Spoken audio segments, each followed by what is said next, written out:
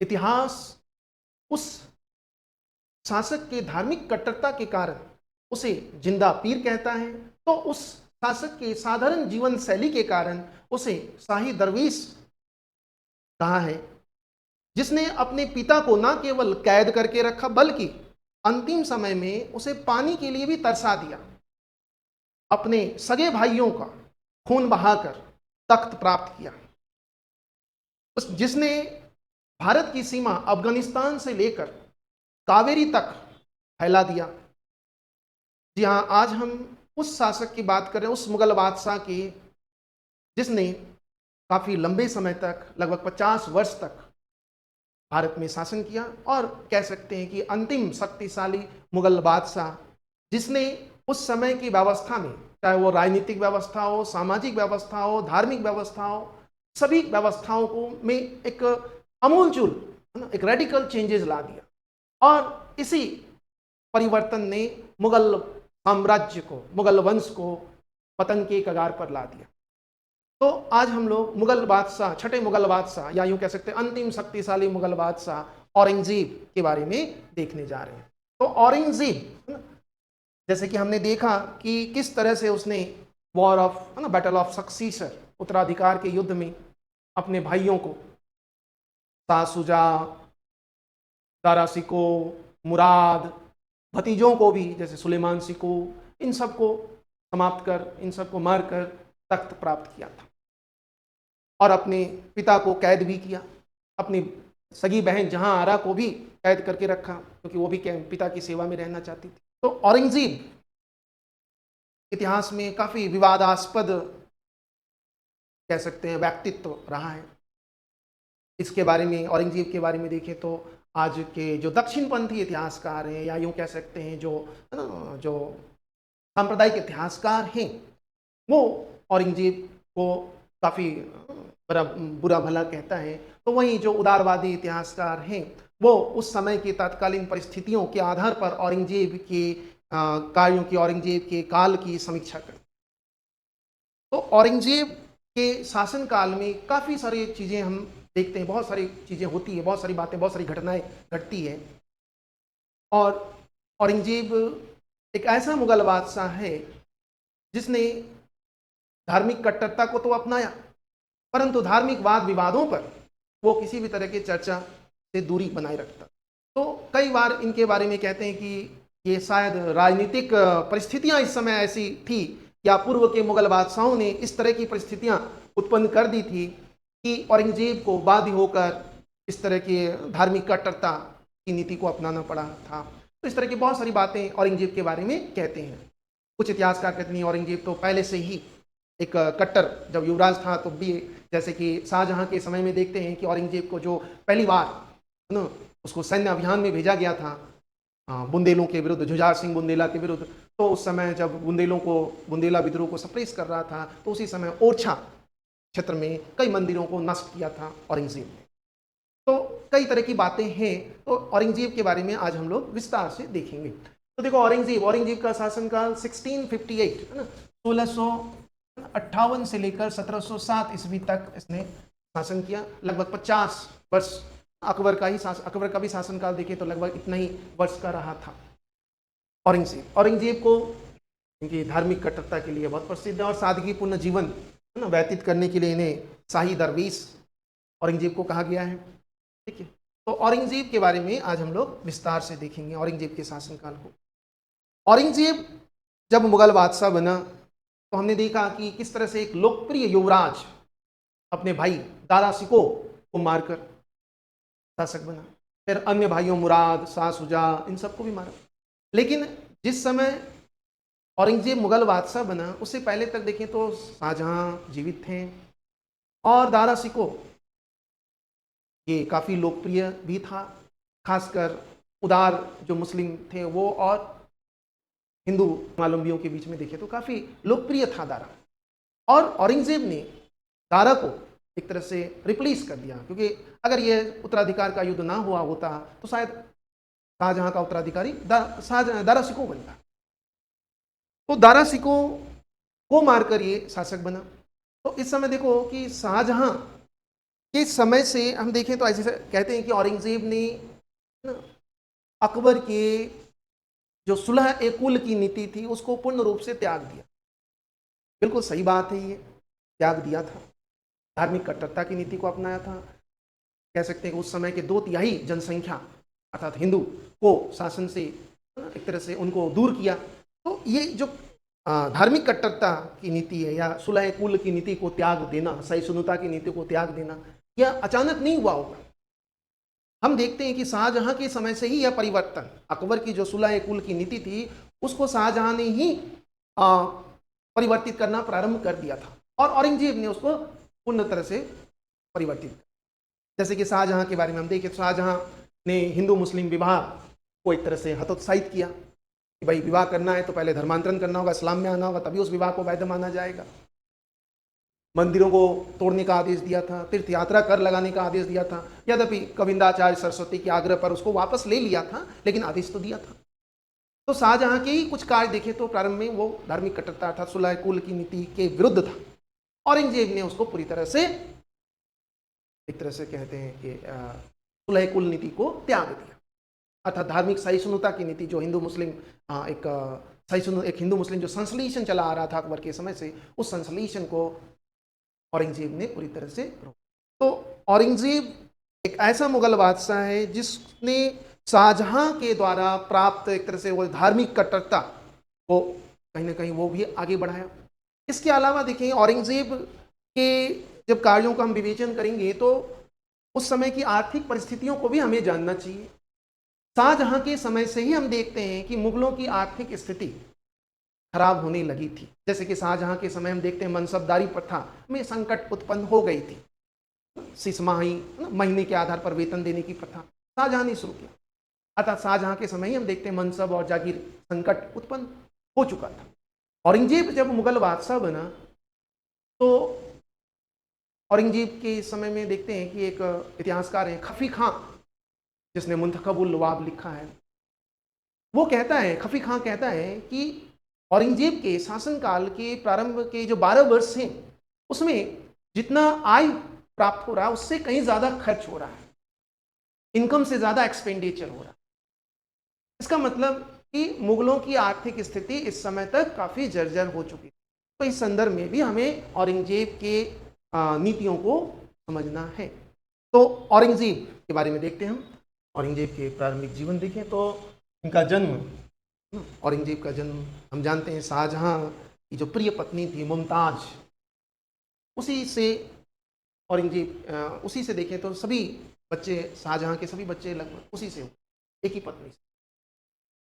जबकि अन्य देखेंगे जहांगीर के भाई या अकबर के भाई या हुमायूं के भाइयों का देखें तो अलग अलग माताओं से जन्म हुआ। लेकिन शाहजहां के जितने भी पुत्र और पुत्रियां थी, चाहे वो दारा सिको हो, चाहे वो शाह शुजा हो, औरंगजेब, मुराद, जहां आरा, रोशन आरा, गोहर आरा, ये सब एक ही माता से उत्पन्न हुए, वो थी मुमताज। और मुमताज के बारे में भी हमने देखा कि वो भी धार्मिक रूप से कट्टर थी। तो ये इन सारी परिस्थितियों के आधार पर हमें औरंगजेब का इतिहास का, औरंगजेब के काल का विवेचन करना चाहिए।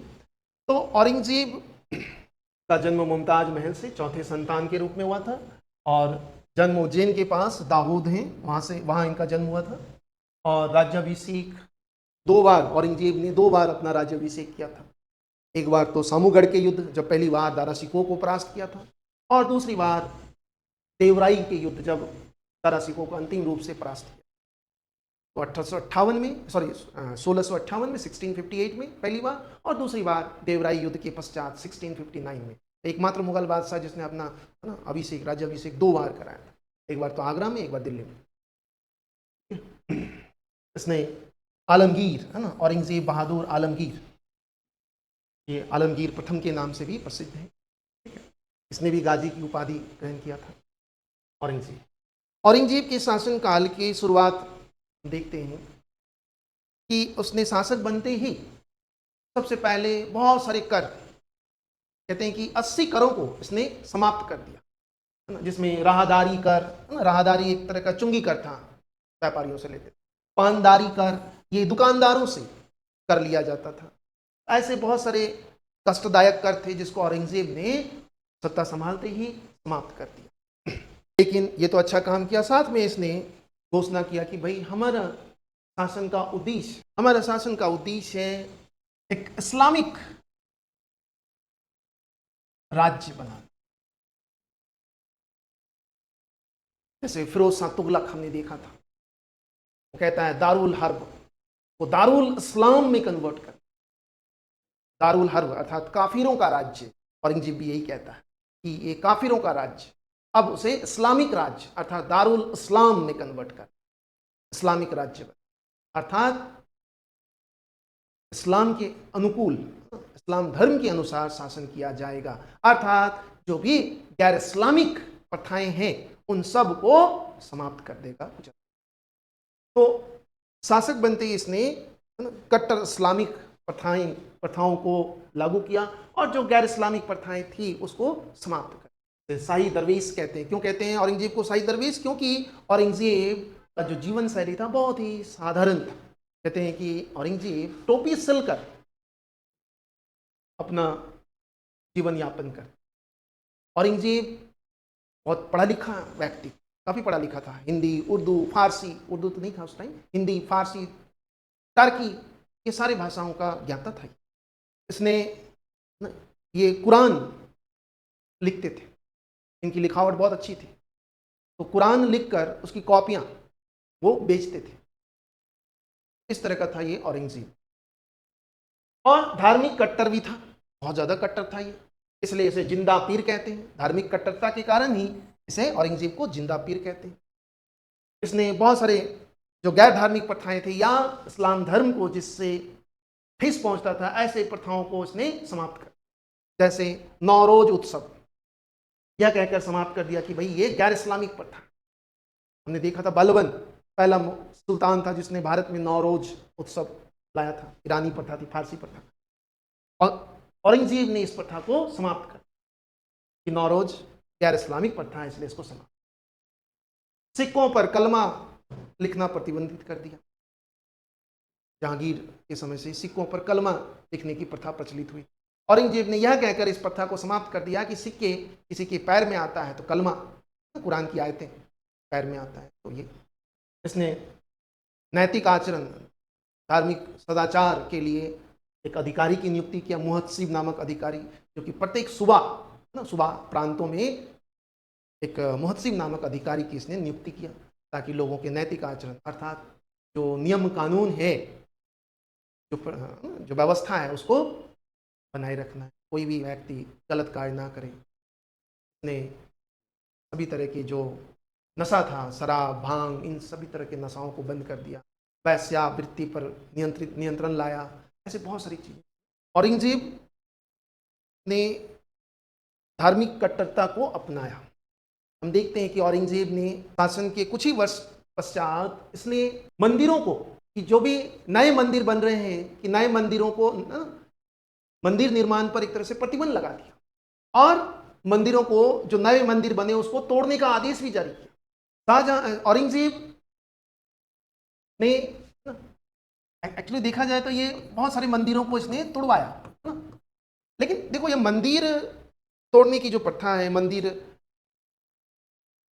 ये कहता है कि जो नए मंदिर है ना, नए मंदिर का निर्माण पर प्रतिबंध लगाया, ठीक है, और कहा कि अगर इस प्रतिबंध का कोई भी उल्लंघन करता है तो उस नए मंदिर का ढांचा को तोड़ दिया जाएगा, निर्माण को तोड़ दिया।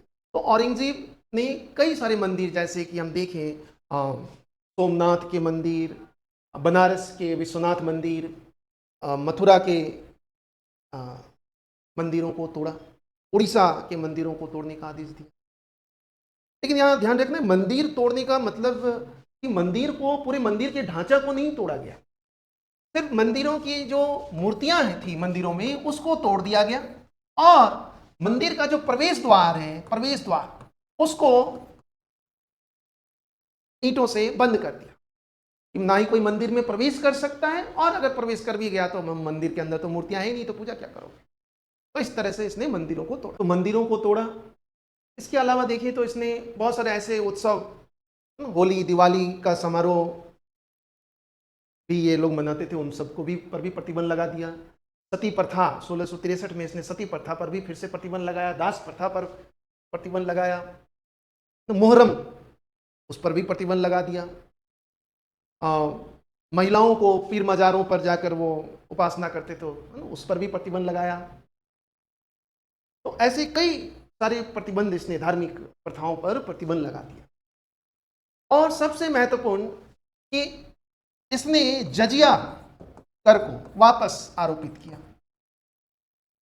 औरंगजेब ने पुनः जजिया कर लगाया था या 1679। हमने देखा था अकबर ने 1664 ईस्वी में जजिया को बंद कर दिया, समाप्त कर दिया। औरंगजेब ने इस कर को वापस लगाया। देखो, जजिया कर लगाना ये औरंगजेब के लिए काफ़ी एक कह सकते हैं कि घातक सिद्ध हुआ, क्योंकि इस जजिया कर से काफ़ी सारे हिंदू, खासकर जो राजपूत शासक वर्ग थे, उसका सहयोग समाप्त हो। और जजिया से औरंगजेब को कुछ मिलता भी नहीं था। खफी खां जो औरंगजेब के समय के इतिहासकार हैं, वो कहता है कि जजिया से खजाने में कुछ भी नहीं आता है, क्योंकि औरंगजेब ने जब जजिया कर लगाया वापस, तो ये जजिया कर वसूलने का काम जो इस्लामिक धर्मावलंबी थे, जो इस्लाम को कट्टर तरीके से पालन करते थे, अर्थात उलेमा, ऐसे लोगों को दे दिया गया ये काम कि आप जजिया कर कलेक्ट करो। तो हिंदू जब इनके पास आते थे जजिया टैक्स देने के लिए, तो ये उलेमा उनको बहुत तरह से अपमानित करते। तो एक तरह से देखा जाए तो जजिया का एक तरह से डबल धक्का इस समय हिंदुओं पर पड़ा। अकबर ने जजिया कर इसलिए समाप्त कर दिया था क्योंकि एक भेदभावपूर्ण व्यवस्था को बताता है। औरंगजेब ने उस भेदभावपूर्ण व्यवस्था को वापस आरोपित तो किया, लेकिन साथ में उसको बहुत गलत तरीके से आरोपित कि ये जजिया कर कौन वसूलेगा? जो कट्टर हैं, धर्म इस्लाम के जो कट्टर अनुयायी हैं, अर्थात उलेमा। और उलेमा इन हिंदुओं को बहुत तरह से वो प्रताड़ित करते। जजिया कर एक्चुअली घर घर नहीं लिया जाता था, आकर खुद को देना पड़ता था हिंदुओं को, तो इससे काफ़ी अपमानित महसूस होती। तो इस प्रथा से भी काफ़ी सारे हिंदू जो हैं वो औरंगजेब के खिलाफ हो। इसके अलावा औरंगजेब ने और भी बहुत सारी प्रथाएं, जैसे कि दरबार में बहुत सारे गैर प्रशासनिक नियुक्तियां भी होती थी, जैसे इतिहासकारों की नियुक्ति होती थी, संगीतकारों को भी दरबार में जगह दिया जाता था। औरंगजेब ने इन सब को दरबार से निष्कासित। इतिहासकारों को कहा कि इतिहास लिखना गैर इस्लामिक प्रथा है, नहीं लिख सकते, तो इनको दरबार से निकाल दिया गया। संगीत, कहा कि यह संगीत इस्लाम के विरुद्ध है, तो संगीतकारों को भी दरबार से निकाल दिया गया।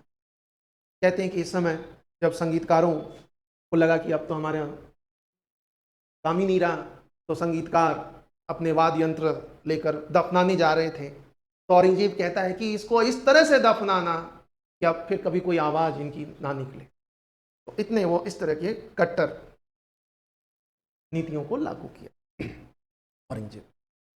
तो कुल मिलाकर देखा जाए तो औरंगजेब को हिंदुओं का समर्थन नहीं चाहिए था।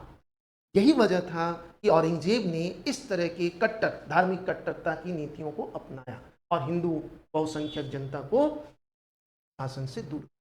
औरंगजेब के शासनकाल में देखते हैं कि कई सारे विद्रोह, औरंगजेब के शासनकाल में ही हम देखेंगे सर्वाधिक विद्रोह होता है। औरंगजेब के शासनकाल में ही इन विद्रोहों का जो कारण है हम देखें तो वो मुख्य रूप से आर्थिक कारण ज़्यादा है, धार्मिक कारण कम है। ऐसा नहीं था कि औरंगजेब ने ना कट्टर इनके धार्मिक कट्टरता के कारण ही ये सारे विद्रोह हुए थे। अधिकतर विद्रोह का मुख्य मूल कारण देखा जाए तो वो था आर्थिक। इन विद्रोहों को भी हम लोग एक एक कर देखेंगे। तो सबसे पहले हम लोग देखते हैं कि औरंगजेब के शासनकाल में काफ़ी सारे विद्रोह हुए थे, तो इन सब को हम लोग एक एक कर देखेंगे। जैसे जाट विद्रोह, सतनामी विद्रोह, राजपूत विद्रोह, है ना, सिख विद्रोह, फिर इधर असम क्षेत्र में अहोम क्षेत्र के विद्रोह को कुचलकर वहाँ उसने मुगलों ने अपना वर्चस्व स्थापित किया, असम क्षेत्र को अपने अधीन किया। अफगानिस्तान क्षेत्र में भी अफरीदियों और सुरजइयों का विद्रोह जो अकबर के समय से चला रहा था उसको भी कंट्रोल किया। अंग्रेजों को भी नियंत्रित किया। मराठों के साथ भी इसका संघर्ष, शिवाजी के साथ इसका संघर्ष हम देखेंगे। इन विद्रोहों को हम लोग एक एक कर देखेंगे। फिर दक्षिण का भी विजय किया, बीजापुर और गोलकुंडा वो भी इसने अपने अधीन किया, और इस तरह से संपूर्ण भारत को मुगल साम्राज्य में विलीन किया। औरंगजेब का दक्षिण की नीति देखेंगे। औरंगजेब के शासनकाल को हम लोग दो भागों में देख सकते हैं। एक तो 1658 से लेकर 1680 तक, जब उत्तर भारत में ही वो सब, और फिर 1680 से लेकर मृत्यु तक अर्थात 1707 ईस्वी तक संपूर्ण का जो फोकस है, उसका जो ध्यान है वो दक्षिण भारत में और दक्षिण में ही रह गया। तो इतिहासकारों ने इसी को कहा कि भाई ये जो पूरा ध्यान अंतिम समय में लगभग 25 वर्ष आप अपने शासनकाल का आधा समय, 50 वर्ष के शासनकाल था औरंगजेब का, उसमें आधा समय वो दक्षिण की राजनीति में ही लिप्त हो। इससे क्या हुआ, उत्तर भारत यहाँ तो मुगलों के नियंत्रण से बाहर। जैसे औरंगजेब की मृत्यु होती है, मुगल साम्राज्य का पतन। तो औरंगजेब के बाद मुगल साम्राज्य, तो इन सब को हम लोग विस्तार से देखते हैं। सबसे पहले देखें तो औरंगजेब के समय के विद्रोहों को देखें।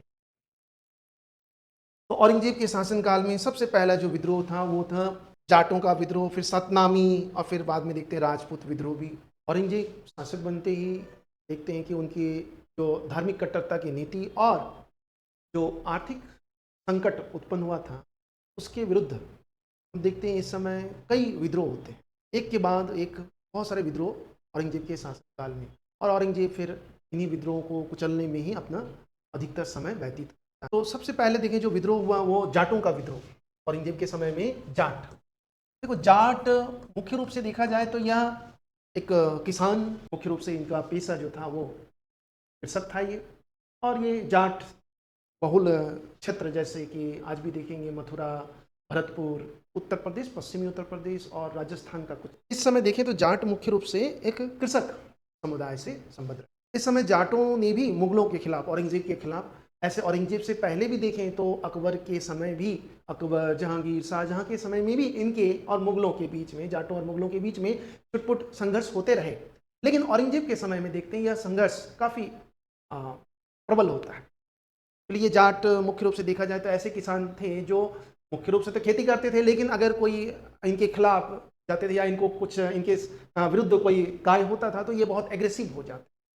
तो इस समय जाट देखें तो मुख्य रूप से मथुरा क्षेत्र में ही यह विद्रोह शुरू हुआ, और इस विद्रोह का नेतृत्व किया यहाँ के एक जमींदार, जैसे जाट किसान छोटे छोटे जमींदार थे ये, है ना। तो जाटों का जो सबसे पहले नेता है वो है तिलपत के जमींदार, तिलपत के जमींदार थे गोकुला।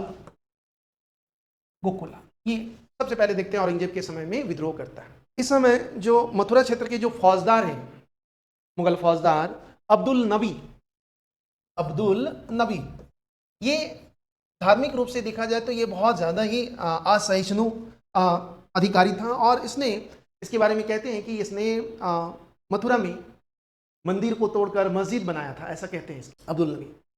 तो इससे जो जाट किसान थे वो धार्मिक रूप से भी एक तरह से इनके प्रति आक्रोश था, लेकिन मुख्य जो आक्रोश था वो था आर्थिक एक तरह से टकराहट कह सकते, क्योंकि इनके खड़े फसलों को ये मुगल सैनिक रौंद देते थे इनके। तो मुख्य जो संघर्ष था, मुख्य कारण जो जाटों का विद्रोह का था वो आर्थिक था।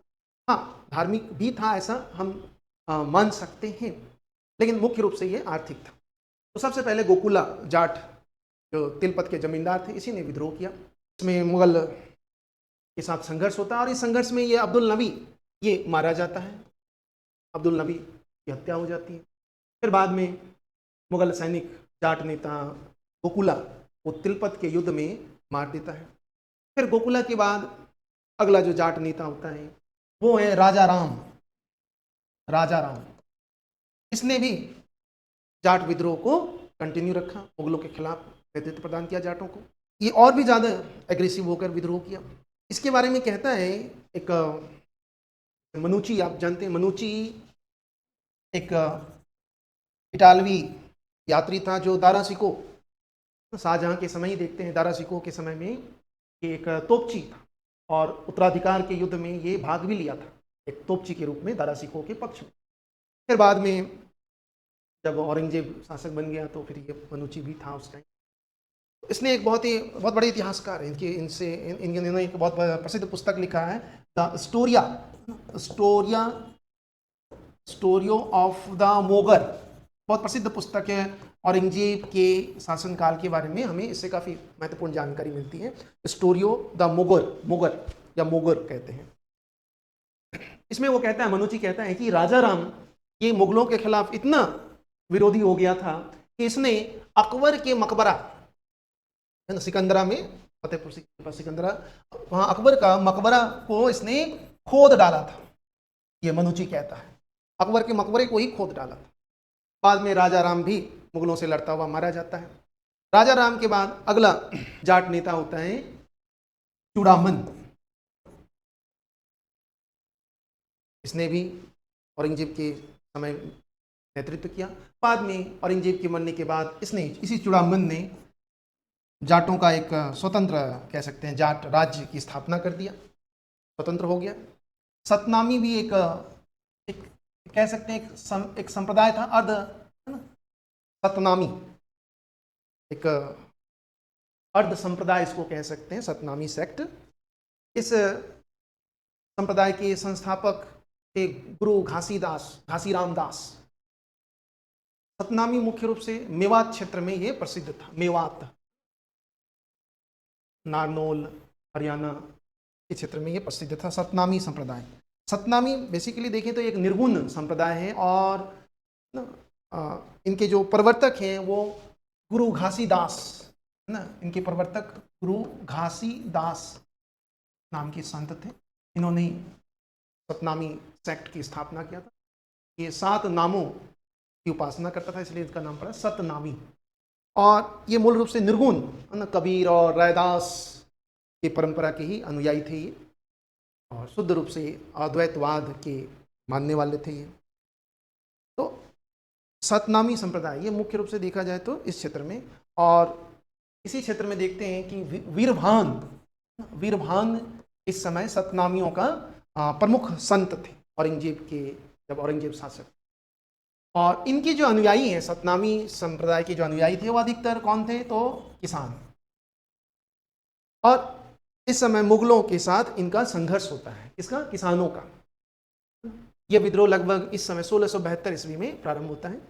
कहते हैं कि इस समय मुगल सैनिक इन किसानों को, जो सतनामी संप्रदाय के अनुयायी थे, इनके किसानों को काफ़ी परेशान करते थे। एक किसान की हत्या भी हो गई थी इस समय, तो इससे सारे किसान काफ़ी परेशान थे। और इस समय जो सतनामी संत हैं, इन्होंने किसानों को कहा कि भाई हमें अब संघर्ष करना है। तो इस समय मुगलों के खिलाफ सतनामियों ने संघर्ष किया, और बाद में इनको मुगल सैनिकों ने चल दिया बहुत बुरी तरह से। तो सतनामी संप्रदाय भी एक था, और इसने भी मुगलों के साथ काफ़ी संघर्ष किया था, लेकिन बहुत ही बर्बर तरीके से औरंगजेब के सैनिकों ने वो कुचल दिया सतना। तो ये लगभग 1672 के आसपास।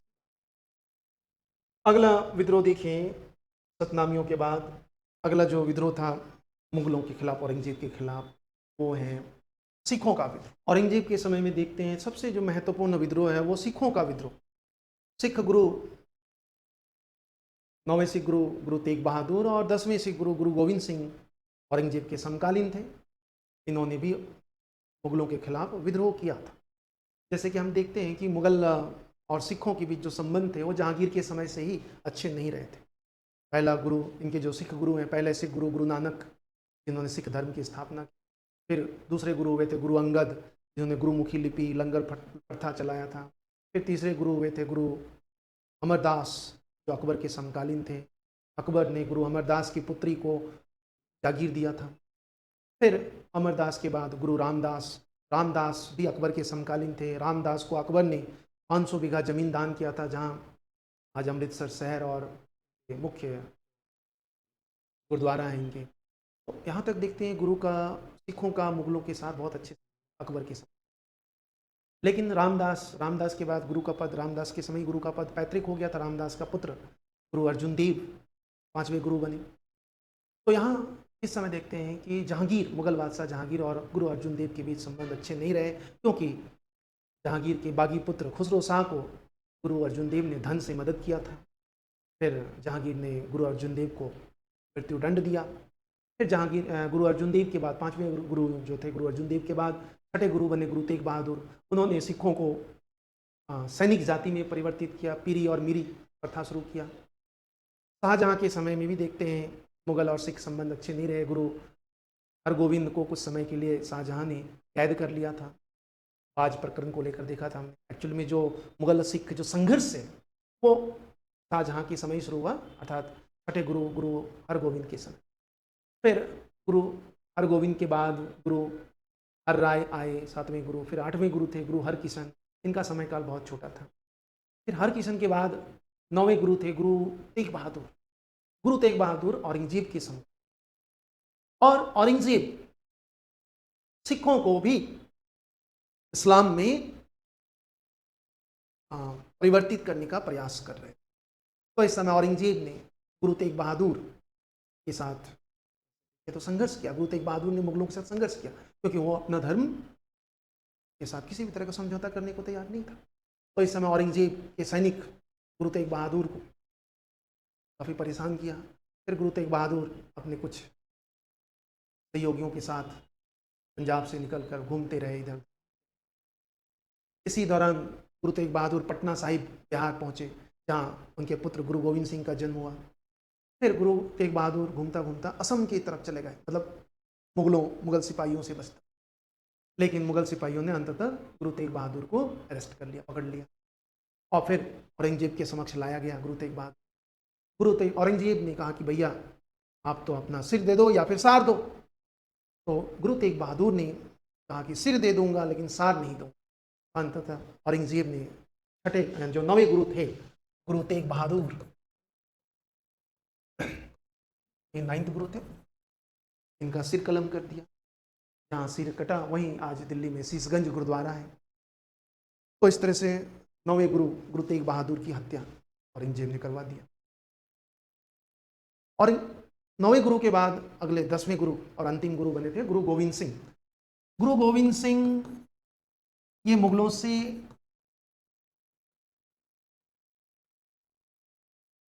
एक तरह से देखा जाए तो मुगलों से ये एक दूरी बनाकर रखा था। लेकिन आसपास जो पंजाब में जहाँ आनंदपुर साहिब जो इनका मुख्य केंद्र था, उसके आसपास छोटे छोटे बहुत सारे जागीर था, जहाँ के जागीरदार मुगलों के अधीन थे। उनसे इनका काफ़ी संघर्ष तनाव की स्थिति, तो उन्होंने फिर औरंगजेब को शिकायत किया गुरु गोविंद सिंह के खिलाफ, सिखों के खिलाफ। तो इस समय मुगल सैनिक गुरु गोविंद सिंह को भी परेशान करना शुरू कर दिया। इसी समय कहते हैं कि मुगल सैनिक थे, एक मुगल सिपाही सेनापति वजीर खान, उसने गुरु गोविंद सिंह को इतना परेशान किया कि वजीर खान ने गुरु गोविंद सिंह की माता और गुरु गोविंद सिंह के 2 छोटे बच्चे जोरावर खान और फतेह सिंह, इन दोनों को, ये बहुत छोटे थे, 5-6 साल के थे, जोरावर सिंह और फतेह सिंह जो गुरु गोविंद सिंह के पुत्र थे, इन दोनों को वजीर खान ने जिंदा ही किले में चुनवा दिया, सरहिंद के किले। तो बहुत ही बर्बर तरीके से फिर भी गुरु गोविंद सिंह मुगलों से, बाद में गुरु गोविंद सिंह औरंगजेब के साथ पत्राचार प्रारंभ किया कि भाई हम आपके सैनिक हमारे साथ बहुत ही अमानवीय व्यवहार कर रहा है। तो कहते हैं कि औरंगजेब को गुरु गोविंद सिंह का पत्र भी मिला था, क्योंकि इस समय औरंगजेब दक्षिण में था। तो कहते हैं कि औरंगजेब ने गुरु गोविंद सिंह को दक्षिण बुलाया भी कि आप आओ, हम आपके साथ बैठकर जो भी समस्याएं समाधान।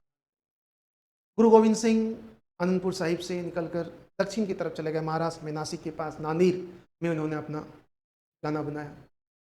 लेकिन जब तक वो गुरु गोविंद सिंह दक्षिण पहुंचते, नांदेड़ पहुंचते, तब तक औरंगजेब की मृत्यु हो गई थी।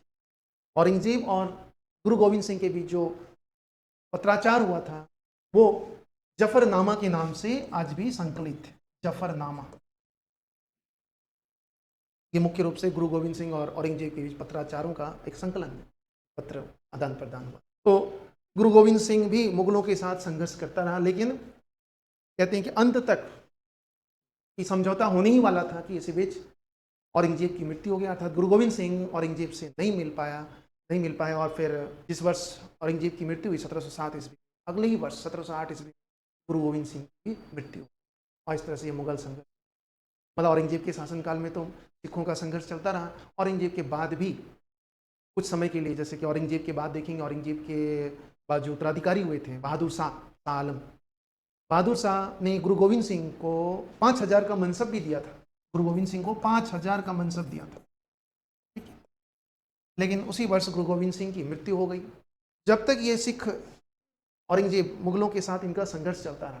बाद में गुरु गोविंद सिंह के बाद इनके जो भक्त थे बंदा बहादुर, उसने भी मुगलों के साथ संघर्ष किया और संघर्ष करता हुआ ही 1715 ईस्वी में लोहगढ़ अमृत पंजाब में मारा गया, मुगलों के साथ करता हुआ मारा गया। देखो तो ये सिख विद्रोह, सिखों ने जो ये औरंगजेब मुगलों के खिलाफ, औरंगजेब के खिलाफ एक तरह से कह सकते हैं धार्मिक संघर्ष था, धार्मिक विद्रोह था। क्योंकि मुगल औरंगजेब कहीं ना कहीं सिखों को धर्मांतरित कराने का प्रयास कर रहा, क्योंकि उनको था कि भाई अगर सिखों को हमने, पंजाब क्षेत्र के जो सिख हैं उनको हमने अगर धर्मांतरित कर दिया तो हमारा जो पंजाब है वो हमारा सुरक्षित हो जाएगा बाह्य आक्रमण से, क्योंकि हमारे इस्लाम को अपना लेंगे तो हमारे लिए वफादार रहेंगे, ऐसा औरंगजेब का मानना था। इसलिए औरंगजेब सिखों को, सिख धर्मगुरु को धर्मांतरित करने का प्रयास, अगर सिख धर्मगुरु धर्मांतरित हो जाएंगे तो इनके अनुयायी भी इस्लाम को अपना लेंगे। यही था मुख्य वजह औरंगजेब और सिखों के बीच संघर्ष। लेकिन ऐसा हो नहीं पाया, अंत तक सिखों ने मुगलों की अधीनता, मुगलों इस्लाम धर्म को कभी, तो मुगल सिख संघर्ष भी देखते हैं हम। और जैसे कि औरंगजेब के समय में काफ़ी विद्रोह हुए, बहुत सारे विद्रोह हैं, देखते हैं अभी। उनमें से एक यही विद्रोह है सिख विद्रोह, जो एक इसका स्वरूप कह सकते हैं धार्मिक था, ठीक। तो सिखों का भी विद्रोह हुआ। सिखों के विद्रोह के बाद अगला जो विद्रोह था मुगलों के खिलाफ, औरंगजेब के खिलाफ, वो था बुंदेलों का विद्रोह। बुंदेलों का, जो कि पहले से चला आ रहा था, हमने देखा शाहजहां के समय ही जुझार सिंह बुंदेला। फिर जुझार सिंह बुंदेला के बाद जुझार सिंह बुंदेला की हत्या हो गई औरंगजेब के, शाहजहां के काल में देखते हैं। फिर जुझार सिंह के बाद चंपत राय बुंदेलों का नेता बना, चंपत राय। तो चंपत राय ने इस विद्रोह को कंटिन्यू रखा। फिर चंपत राय के बाद औरंगजेब के समय में चंपत राय के बाद चंपत राय ने औरंगजेब के साथ बहुत अच्छे से संघर्ष किया। चंपत राय के बाद देखते हैं, चंपत राय के समय ही औरंगजेब की मृत्यु हुई थी। और चंपत राय के बाद चंपत राय का जो उत्तराधिकारी बनता है छत्रसाल, इसने तो स्वतंत्र बुंदेला राज्य की स्थापना ही कर दिया, स्वतंत्र बुंदेला राज्य की स्थापना। छत्रसाल। तो इस तरह से बुंदेलों का भी औरंगजेब के समय में विद्रोह जारी रहा। अगला जो विद्रोह है वो है राजपूतों का विद्रोह। राजपूत,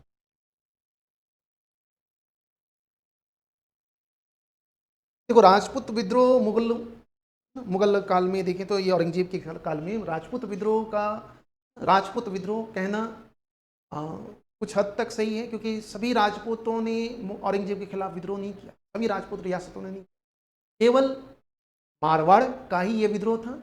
और कुछ समय के लिए मेवाड़ के शासक ने इस विद्रोह में, मतलब मारवाड़ के विद्रोह में, मारवाड़ को, राठौरों को सहयोग किया था।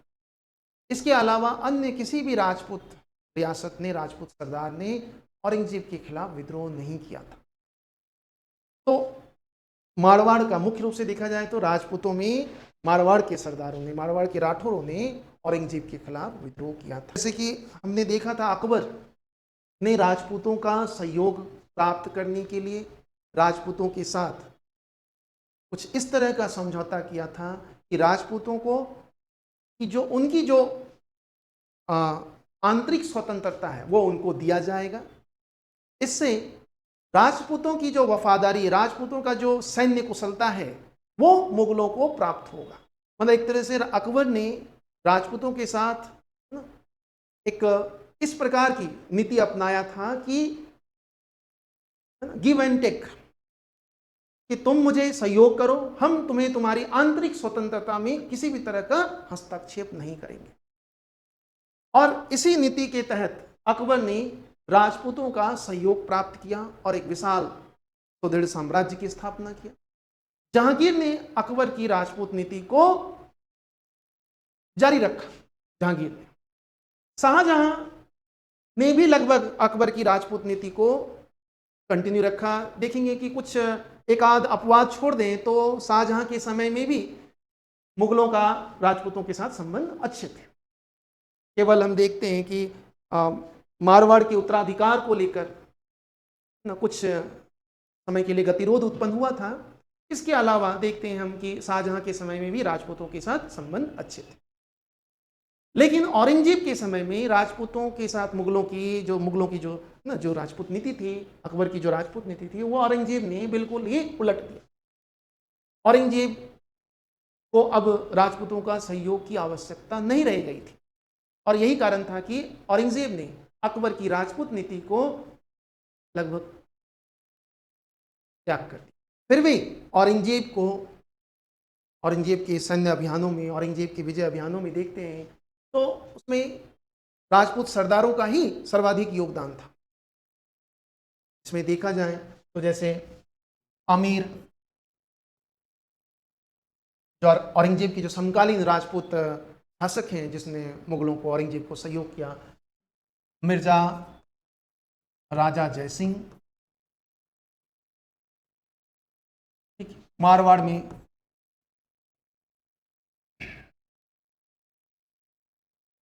जसवंत सिंह, ये दो बड़े राजपूत शासक जिसने औरंगजेब को काफी सहयोग किया था। औरंगजेब को इन दोनों का काफी सहयोग मिला। इसमें देखोगे तो ये मारवाड़, जसवंत सिंह राठौर, शाहजहां के समय में जसवंत सिंह राठौर शाहजहां के समय में ही शासक बना था। जसवंत सिंह जब शासक बना था 1636 में, जसवंत सिंह गज सिंह का पुत्र, महाराजा गज सिंह की मृत्यु से पहले गज सिंह ने अपने बड़े पुत्र, है ना, गज सिंह के दो पुत्र हैं ना, गज सिंह के दो पुत्र थे। पहले जो बड़े पुत्र थे वो थे अमर सिंह। अमर सिंह को गज सिंह ने अपना उत्तराधिकारी ना नियुक्त कर जसवंत सिंह को अपना उत्तराधिकारी नियुक्त कर दिया था। अर्थात हिंदुओं में भी ऐसा कोई नियम नहीं था कि ज्येष्ठ पुत्र को ही शासक बनाएंगे। सामान्यतः राजपूतों में तो यह था कि भाई जो भी प्रिय रानी होगा राजा का, उसी प्रिय रानी का पुत्र ही राजा बनते थे। कई बार ऐसा देखा गया है। तो गज सिंह के बड़े पुत्र को शासक ना बनाकर, गज सिंह उत्तराधिकारी ना नियुक्त ना कर जसवंत सिंह को अपना उत्तराधिकारी नियुक्त कर। और ये अमर सिंह शाहजहां के मनसबदार था, शाहजहां के कई अभियानों का सफल नेतृत्व भी किया था। फिर भी शाहजहां ने, जबकि उस समय जसवंत सिंह नाबालिग था, फिर भी शाहजहां ने कहा कि ठीक है भाई, आप जिसको भी शासक बनाना चाहो बनाओ। इसका मतलब कि मुगलों का इनके उत्तराधिकार के चयन में भी कोई हस्तक्षेप नहीं होता था। तो जसवंत सिंह शासक बना था। जिस समय शासक बना था जसवंत सिंह, उस समय जसवंत सिंह नाबालिग था। तो उस समय मुगल बादशाह ने महेश दास राठौर को नियुक्त किया था इसके संरक्षक के रूप में। तो जसवंत सिंह जब शासक बना वो उस टाइम नाबालिग था। फिर जसवंत सिंह भी मुगल मनसब प्राप्त किया, मुगल सेनापति बने। जब दारा और उसके भाइयों के बीच उत्तराधिकार का संघर्ष हुआ तो उस समय जसवंत सिंह दारा के पक्ष में औरंगजेब के खिलाफ लड़ा। लेकिन जब दारा परास्त हुआ और औरंगजेब मुगल बादशाह बना तो औरंगजेब ने जसवंत सिंह को दंडित नहीं किया, बल्कि जसवंत सिंह को अपने खेमे में रखा, मतलब सेनापति बनाया।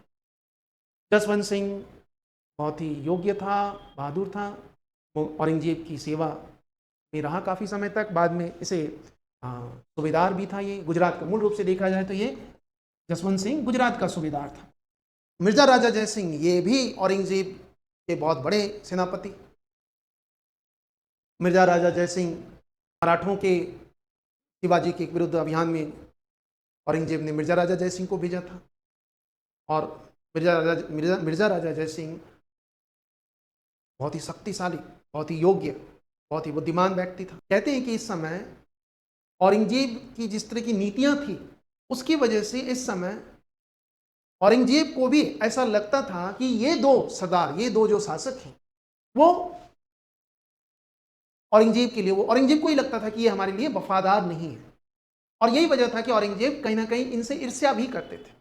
तो औरंगजेब के लिए ये दोनों वफादार था, लेकिन औरंगजेब इनके लिए वफादार नहीं था, क्योंकि औरंगजेब को राजपूतों का सहयोग की आवश्यकता नहीं रह गई। खासकर तब जब 1680 के बाद जब औरंगजेब का पूरा ध्यान दक्षिण विजय पर लग गया। तो जसवंत सिंह, एक्चुअल में देखें जो मारवाड़ का विद्रोह है वो जसवंत सिंह की मृत्यु से प्रारंभ होता है। जसवंत सिंह गुजरात का सूबेदार था और जसवंत सिंह को जमरूद के अभियान में भेजा गया था अफगानिस्तान में विद्रोहियों को कुचलने के लिए, और वहां उसे जमरूद का थानेदार नियुक्त किया था। एक सूबेदार को थानेदार कैसे नियुक्त कर दिया आपने? तो कहीं ना कहीं पहले से ही अब देखो तो एक औरंगजेब का राजपूतों के प्रति इस समय अच्छा नहीं रहा था।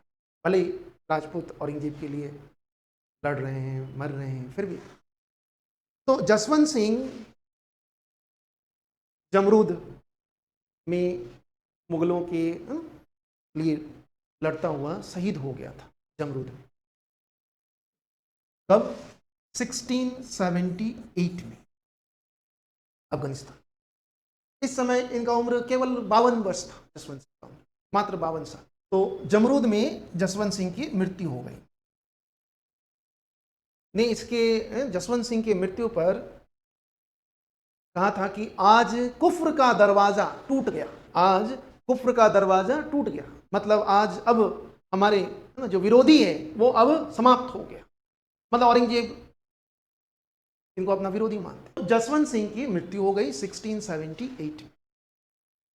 यही जसवंत सिंह औरंगजेब के लिए कई विजय अभियानों का सफल नेतृत्व किया था। लेकिन बाद में देखो कि गुजरात का सूबेदार को जमरूद का थानेदार बनाकर भेजा जाता है, एक तरह से डिमोशन किया गया और उस जगह भेजा गया जहां विद्रोही गतिविधियां बहुत, और उसी विद्रोह को कुचलने में इनकी मृत्यु भी होती, डेथ भी होती 1678 में। तो जिस समय जसवंत सिंह की मृत्यु होती है ना, इस समय ध्यान रखना मेवाड़ का भी, मेवाड़ के साथ भी इनके अच्छे संबंध नहीं थे। मेवाड़ का शासक इस समय राज सिंह, राणा राज सिंह। जिस समय जसवंत सिंह की मृत्यु होती है उस समय जसवंत सिंह का कोई भी पुत्र जीवित नहीं था। हालांकि 2 पुत्र हुए थे पहले भी, लेकिन वो 2 पुत्र पहले ही, एक तो 1667 में और दूसरा 1677 में, मतलब जसवंत सिंह की मृत्यु से कुछ वर्ष पहले ही इनके 2 पुत्रों की मृत्यु हो चुकी थी। तो जिस समय जसवंत सिंह की मृत्यु हुई उस समय जसवंत सिंह का कोई भी पुत्र जीवित नहीं था और जसवंत सिंह पर बहुत सारा बकाया था। मुगल बादशाह पर बहुत सारा बकाया था जसवंत सिंह। तो इस समय सामान्यतः ऐसा होता था कि अगर किसी राज्य का, किसी राजा का की मृत्यु हो जाता है और उसका अगर कोई वारिस नहीं है तो उसके राज्य को मुगल अपने अधीन कर लेता है, या मुगल जिसे चाहे वहां का राजा नियुक्त कर सकता है। और अगर उस राज्य पर मुगल बादशाह का बकाया है तो उस राज्य पर उसका अधिकार हो जाता है, उस राज्य पर उसको वो अधिकार कर लेगा ताकि वो बकाया वसूल सके। तो इस समय जैसे ही औरंगजेब को पता चला कि जसवंत सिंह की मृत्यु हो गई है और जसवंत सिंह का कोई पुत्र नहीं है, तो इस समय औरंगजेब ने मुगल अधिकारियों को भेजा कि जाओ मारवाड़ को अपने अधीन कर लो, क्योंकि हमारा बकाया है जसवंत सिंह पर। इस समय जसवंत सिंह की जो पत्नी थी उसने काफ़ी विनती किया कि भई ऐसा मत करो, आपको अगर जब्त करना ही है तो आप सिर्फ पाली वाला क्षेत्र ले लो, जोधपुर वाला क्षेत्र हमारे पास रहने दो। लेकिन औरंगजेब इनकी बात को नहीं माना। इसी बीच जसवंत सिंह के भाई, जसवंत सिंह का भाई था अमर सिंह, जो राजा नहीं बन पाया था, अमर सिंह का पुत्र इंद्र सिंह,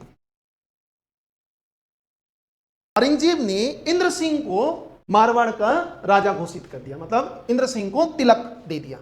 इसके एवज में इंद्र सिंह ने 35 लाख रुपए मुगल बादशाह को दिया। मतलब औरंगजेब ने 35 लाख रुपए के एवज में इंद्र सिंह को मारवाड़, इंद्र सिंह को तिलक कर दिया था, इंद्र सिंह को मारवाड़ का शासक घोषित। तो इस समय मुगलों की आर्थिक स्थिति बहुत खराब हो चुकी।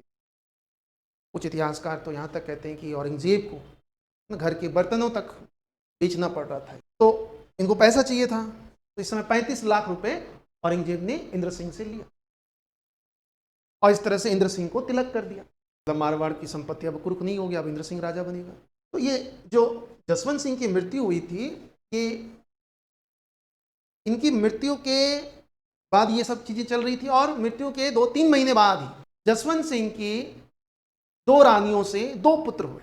मृत्यु के कुछ महीने बाद जसवंत सिंह की जब मृत्यु हुई थी वो कोई बहुत उम्रदराज नहीं था, केवल 52 वर्ष की उम्र में ही जसवंत सिंह की मृत्यु हुई। तो इनके 2 पुत्र हुए।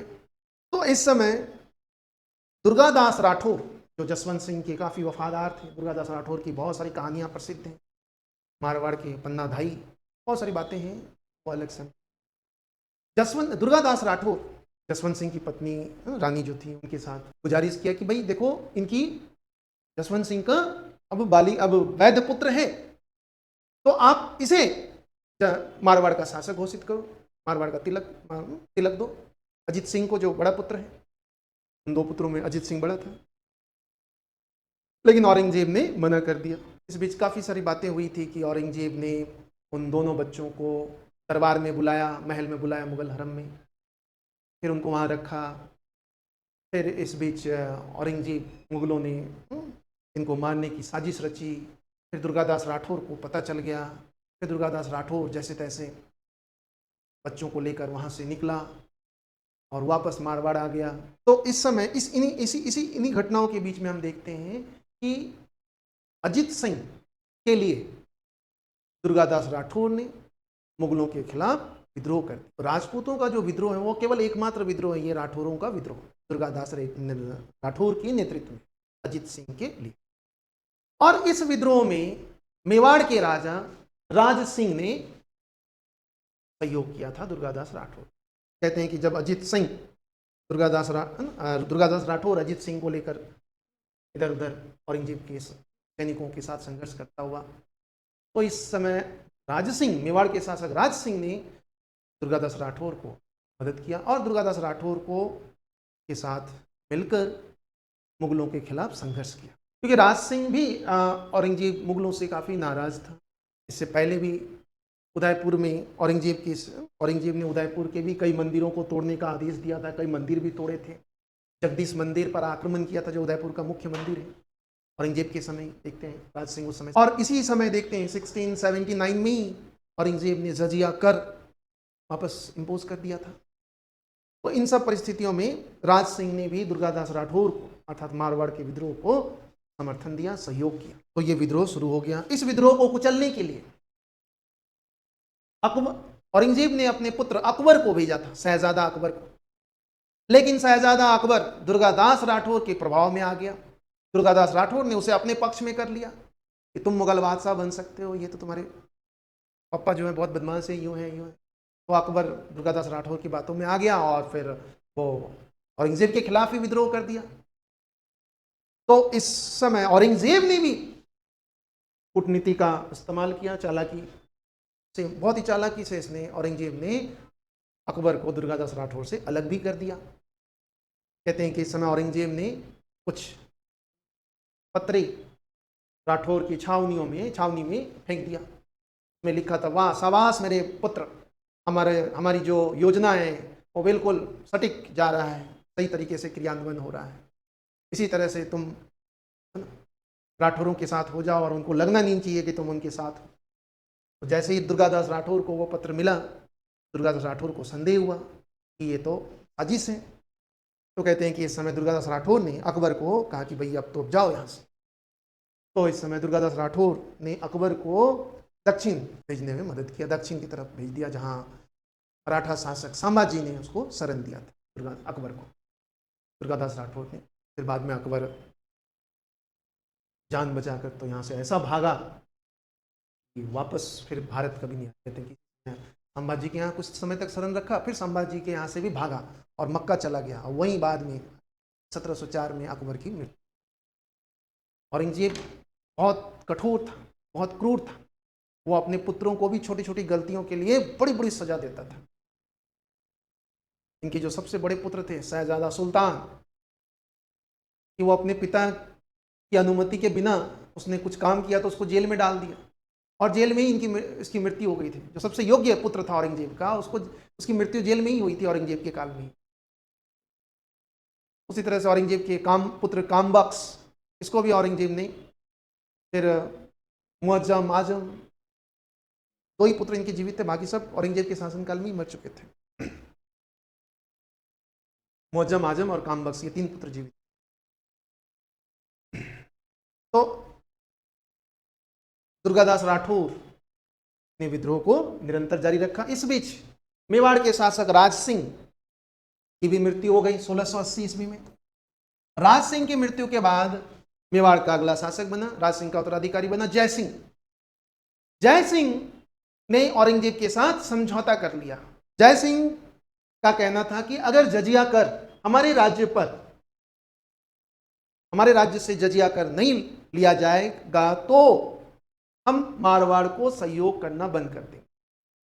मतलब जजिया कर ना लिया जाए, अगर हमारे यहां से जजिया कर नहीं लेंगे तो हम राठौरों को सहयोग नहीं करेंगे। तो औरंगजेब ने कहा कि ठीक है भाई, मेवाड़ से जजिया नहीं लिया जाएगा, और इसी शर्त पर जय सिंह ने राठौर को सहयोग करना बंद कर दिया। मेवाड़ के शासक का राठौरों के विद्रोह में जो सहयोग था वो केवल कुछ ही समय के लिए था। बाकी देखा जाए तो राठौरों ने इस विद्रोह को स्वयं ही लड़ा औरंगजेब के खिलाफ, और वो भी दुर्गादास राठौर अकेले लड़ता रहा, और तब तक लड़ता रहा जब तक औरंगजेब की मृत्यु नहीं हो गई।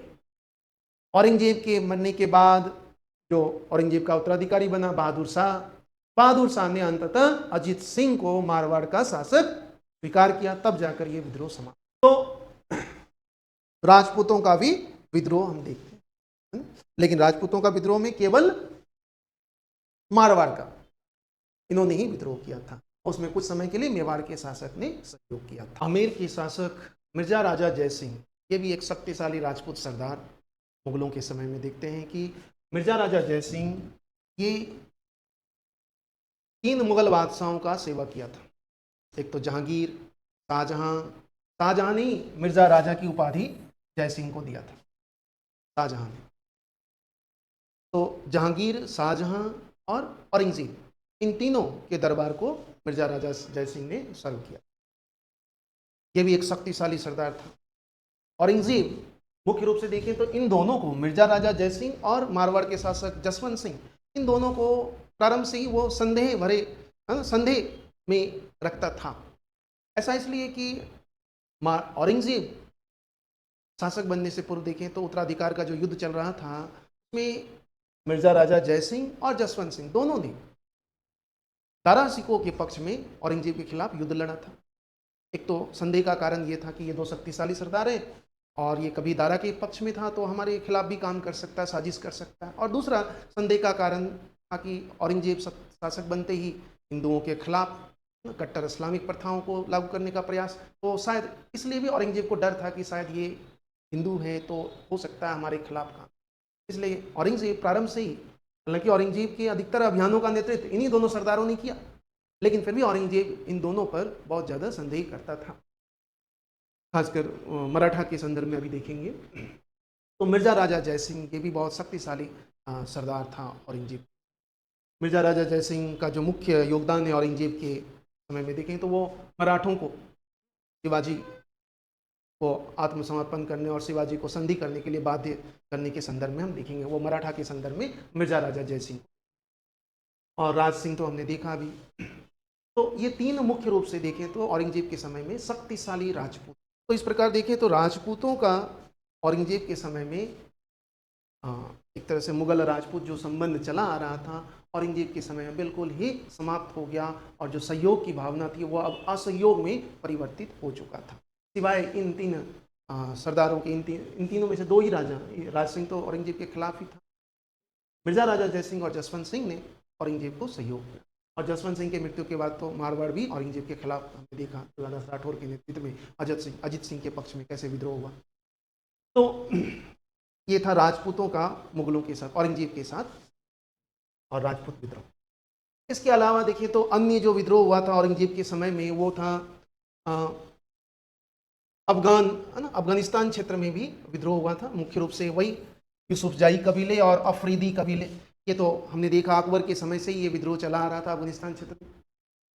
इन विद्रोहों को भी औरंगजेब ने कुचल दिया। इन्हीं विद्रोहों को कुचलने के लिए जसवंत सिंह को औरंगजेब ने जमरूद के अभियान में भेजा था।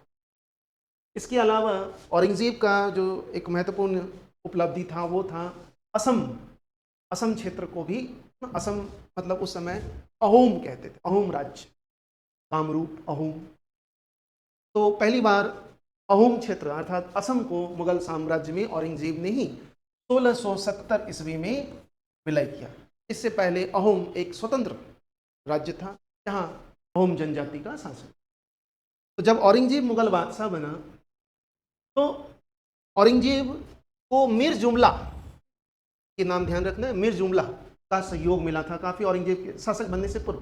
जब औरंगजेब दक्कन का सूबेदार था, जैसे कि हमने देखा औरंगजेब शासक बनने से पूर्व अधिकतर समय जो है उसका दक्कन में ही बीता था, 1636 से 44 और फिर 1652 से लेकर 58 तक औरंगजेब दक्कन का ही सूबेदार था।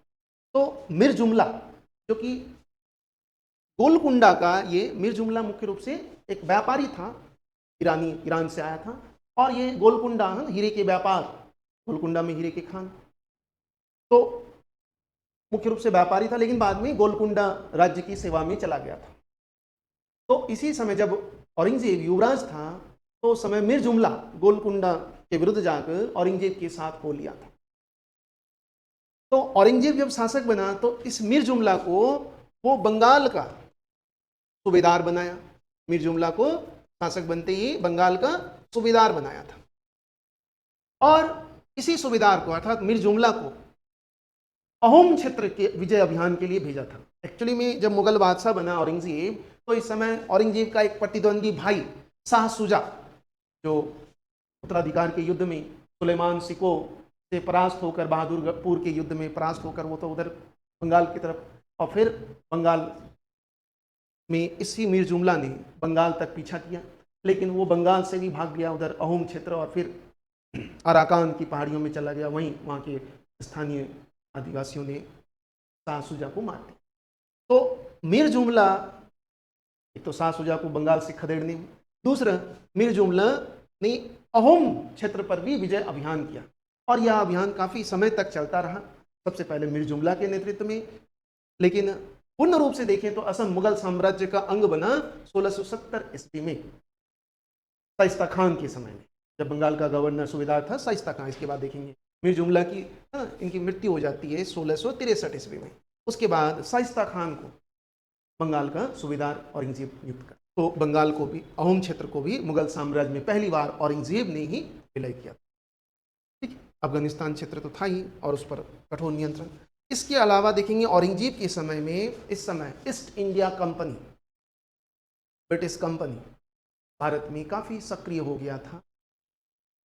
जैसे कि हम जानते हैं 1612 में ही सूरत में फैक्ट्री स्थापित कर लिया था। जहांगीर ने टॉमस रो को बहुत सारी सुविधाएं दी थी।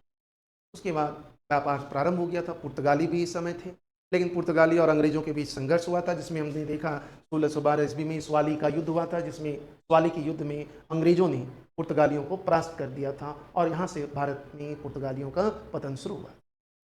लेकिन पुर्तगालियों का इस समय वर्चस्व, औरंगजेब के समय देखें तो समुद्री क्षेत्रों में इनका वर्चस्व था, और ये एक तरह से डाका, एक तरह से पायरेट्स का काम करता था पुर्तगाली। औरंगजेब ने इन पुर्तगाली डाकुओं को, समुद्री डाकुओं को तो पहले कुचला, और इसी समय देखते हैं कि अंग्रेजों के साथ भी मुगलों का संघर्ष होता है। पहली बार औरंगजेब के समय ही मुगल और अंग्रेजों के बीच कॉन्फ्लिक्ट भी होता है, वो औरंगजेब के साथ। कब, कहाँ, कैसे? तो औरंगजेब, ये घटना है 1686 ईस्वी की बात है, जब औरंगजेब और अंग्रेज ब्रिटिशर्स के बीच में संघर्ष होता है। और ब्रिटिश है ना, जो कंपनी थी, ब्रिटिश कंपनी, ये इनको बंगाल में व्यापार करने का एक तरह से फरमान, अंग्रेजों को, ईस्ट इंडिया कंपनी को बंगाल में, ईस्ट इंडिया कंपनी को बंगाल में सर्वप्रथम देखें तो फरमान 1652 में बंगाल का सूबेदार, इस समय बंगाल का सूबेदार कौन होगा? उत्तराधिकार का युद्ध से पहले बंगाल में सूबेदार कौन? तो शाह सुजा। शाह सुजा जो कि इस समय बंगाल का सूबेदार था, इसी ने ईस्ट इंडिया कंपनी को बंगाल में व्यापार करने का सुविधा दिया था, चुंगी मुक्त व्यापार। 3000 रुपए के एवज में 3,000 रुपये वार्षिक शुल्क, है ना, ये वार्षिक शुल्क था। इसके एवज में बंगाल में चुंगी मुक्त व्यापार करने का अधिकार अंग्रेजों को मुगल सूबेदार शाह सुजा ने दिया था बंगाल में। ठीक है, बंगाल की बात है। तो इस समय से बंगाल में ईस्ट इंडिया कंपनी व्यापार में बहुत ज्यादा लिप्त हो गया था। तो शाह सुजा ने केवल ईस्ट इंडिया कंपनी को चुंगी मुक्त व्यापार करने का अधिकार दिया था, लेकिन औरंगजेब के समय में देखें तो ये अंग्रेज बंगाल में अन्य तरह के भी सुविधाओं का उपभोग करने लगा था। तो इस समय मुगल बादशाह के खिलाफ भी अंग्रेजों का एक तरह से मनोबल बढ़ गया था। तो इस समय अंग्रेजों ने, औरंगजेब ने 1686 ईस्वी में औरंगजेब ने अंग्रेजों को हुगली से खदेड़ दिया था, हुगली में आक्रमण कर दिया था मुगल सैन्य, और इस समय हुगली से इनको निकाल दिया था। बाद में फिर समझौता हो गया था। कहते हैं कि अंग्रेजों ने इस समय 1.5 लाख रुपया, है ना, जुर्माना भरा और फिर वापस अंग्रेजों को वो सारी सुविधाएं मिल गई जो शाह सुजा ने 1652 में दिया था। इस तरह से अंग्रेजों के साथ भी औरंगजेब का कुछ के लिए संघर्ष हुआ। 1.5 लाख रुपए औरंगजेब को वापस मिला, तब जाकर ईस्ट इंडिया कंपनी को बंगाल में व्यापार कर। अब सबसे महत्वपूर्ण है मुगल मराठा। औरंगजेब के समय में देखेंगे, औरंगजेब के समय ही मराठों का आविर्भाव होता है। तो मराठा, मुगल मराठा संघर्ष को भी हम देखें। औरंगजेब को मराठा छत्रपति शिवाजी ने बहुत ही बड़ा चुनौती दिया, और औरंगजेब जीवन भर मराठों को अपने पक्ष में या मराठों को कुचलने का प्रयास किया, लेकिन औरंगजेब मृत्यु पर्यंत मराठों को अपने साम्राज्य में, मुगल साम्राज्य में विलय नहीं कर पाया। औरंगजेब के समय ही देखते हैं हम शिवाजी मराठा एक सरदार के रूप में, जब औरंगजेब शासक बनता है उसी समय, जब औरंगजेब मुगल बादशाह बन रहा है उसी समय हम देखते हैं शिवाजी भी मराठा क्षेत्र का एक छत्र सरदार बनता है। मतलब दोनों का आविर्भाव, औरंगजेब एक मुगल बादशाह के रूप में और मराठा, है ना, क्षेत्र में शिवाजी का आविर्भाव एक साथ है। शिवाजी और औरंगजेब के बीच में काफी, तो इसको हमें थोड़ा डिटेल में देखेंगे शिवाजी को। शिवाजी के साथ 1665 ईस्वी में पुरंदर की संधि हुई थी, इसको भी देखेंगे अभी। फिर आगरा के दरबार में क्या हुआ इसको भी देखेंगे, और फिर शिवाजी के बाद जो उत्तराधिकारी बने संभाजी, राजाराम, वो भी देखेंगे। तो देखो शिवाजी, है ना, मराठा, मुगल मराठा संघर्ष।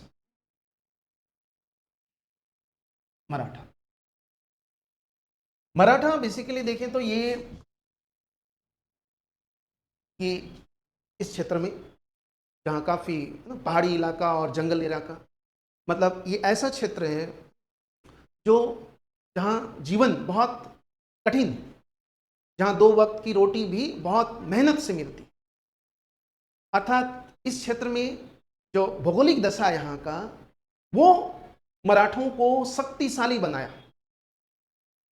जंगली इलाका और पहाड़ी इलाका, इससे वो शारीरिक रूप से काफी शक्तिशाली थे। और देखो मराठों का जो उद्भव की बात कर रहा हूं, एक तो भौगोलिक कारण था, और दूसरा सबसे महत्वपूर्ण कारण था कि जो भक्ति आंदोलन महाराष्ट्र क्षेत्र में, महाराष्ट्र धर्म के रूप में हमने देखा था, तो उस भक्ति आंदोलन ने भी मराठों को एक तरह से एकजुट किया था, मराठों में एकता स्थापित किया। तो ये 2 बहुत ही महत्वपूर्ण कारण था मराठों का अभिवाद का। जो मराठा का इमरजेंस हुआ है उसका मेन रीजन था वहां की ज्योग्राफिकल कंडीशन, दूसरा था भक्ति मूवमेंट, जिसमें महाराष्ट्र के जो महाराष्ट्र धर्म के जो संत थे, नामदेव, तुकाराम, रामदास, एकनाथ, इन सब ने क्या किया था, भक्ति के माध्यम से मराठों को यूनाइट कर दिया। इस समय मराठा क्षेत्र में देखें तो बहुत सारे छोटे छोटे जागीर, या यूं कह सकते हैं जमींदार, मराठा जमींदार थे, पटेल जिसको कहते हैं, मुखिया टाइप से। कई घराना था मुखियाओं का, जादव घराना, भोसले घराना, घोरपड़े घराना, ऐसे बहुत सारे घराना थे जो पटेल या मुखिया कह सकते। और इस समय देखिए तो इस क्षेत्र में है ना, यहाँ बीजापुर, इधर तो गोलकुंडा, बीजापुर, यहाँ बीजापुर पड़ोसी में, और इधर यहाँ तक तो मुगलों का वर्चस्व था, गुजरात, इधर दक्कन क्षेत्र में। यहाँ अहमदनगर का क्षेत्र था, अहमदनगर तो शाहजहां ने अहमदनगर को विलय कर लिया था। तो अहमदनगर, बीजापुर, इनकी एक तरह से सीमा, और इधर उत्तर में ना मुगलों की सीमा, मुगल, इधर अहमदनगर, इधर बीजापुर, अभी इधर ये। तो मराठों में देखें तो सबसे पहले बहुत सारे, मैंने बताया आपको कि बहुत सारे छोटे छोटे घराना थे, पटेल घराना, सरदार, इन्हीं में एक पटेल थे शाहजी भोसले। शाहजी भोसले, शाहजी भोसले के जो पूर्वज थे, मतलब इनके पिताजी और उनके पिताजी, ये अहमदनगर की सेवा में थे। शाहजी भोसले भी अहमदनगर राज्य की सेवा में थे। शाहजी भोसले 1622 से लेकर देखेंगे 30 तक, 1622 से लेकर 30 तक शाहजी भोसले अहमदनगर के यहाँ सेवा दे रहा था। और इसी के एवज में शाहजी भोसले को अहमदनगर ने पुणे का जागीर दिया था सेवा के एवज में, शाहजी भोसले। इसी दौरान शाहजी भोसले और इनकी पत्नी जीजाबाई से उत्पन्न हुआ था पुत्र शिवाजी। इसी समय ईयर 1627, जन्म स्थान शिवनीर, शिवाजी का जन्म किससे? शाहजी भोसले और जीजाबाई से। शाहजी भोसले पिताजी, जीजाबाई माताजी। शाहजी भोसले 1630 ईस्वी तक अहमदनगर के दरबार में सेवा कर रहे थे। इसी के एवज में उसे पुणे की जागीर मिली हुई थी। लेकिन ये जागीर अहमदनगर में इस समय कौन होगा? तो इस समय अहमदनगर का शासक था प्रधानमंत्री वजीर मलिक अंबर, मलिक अंबर।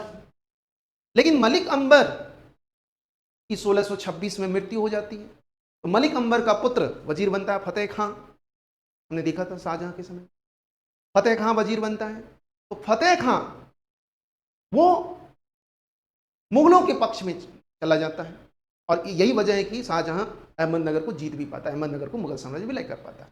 तो जब फतेह खां मुगल सेवा में चला जाता है, या यूं कह सकते हैं मुगलों के पक्ष में चला जाता है, तो इस समय मुगल बादशाह शाहजहां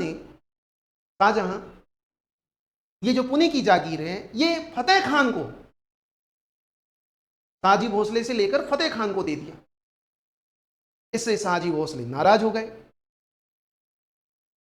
इस बीच 1630 से लेकर 32 के बीच में देखते हैं कि वो शाहजी भोसले शाहजहां की सेवा में जाता है, शाहजहां की सेवा में जाता है। लेकिन 1632 ईस्वी में ही शाहजहां ने क्या किया? पुणे की जागीर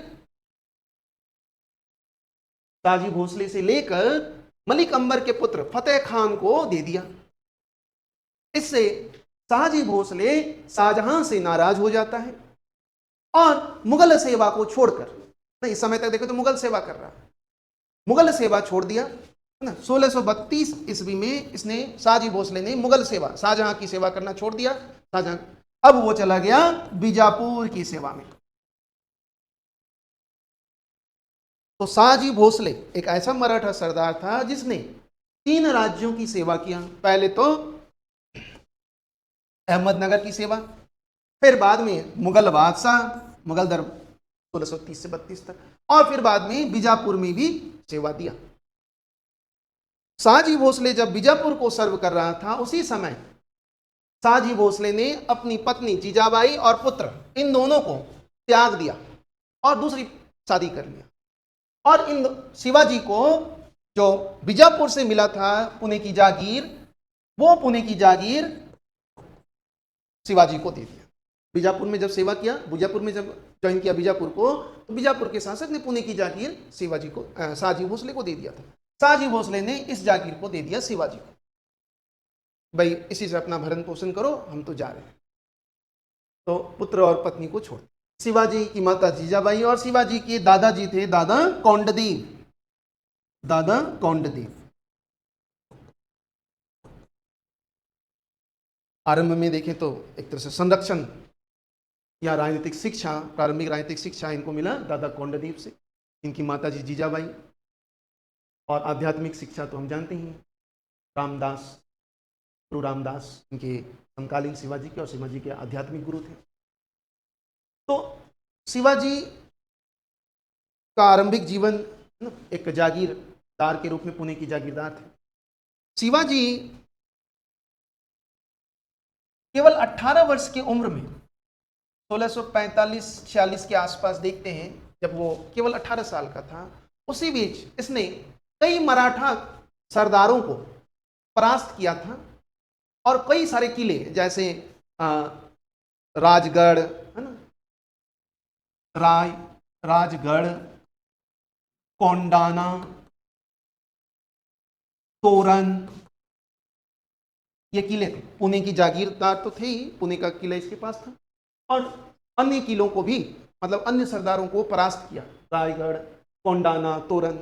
इससे शिवाजी काफी शक्तिशाली हो।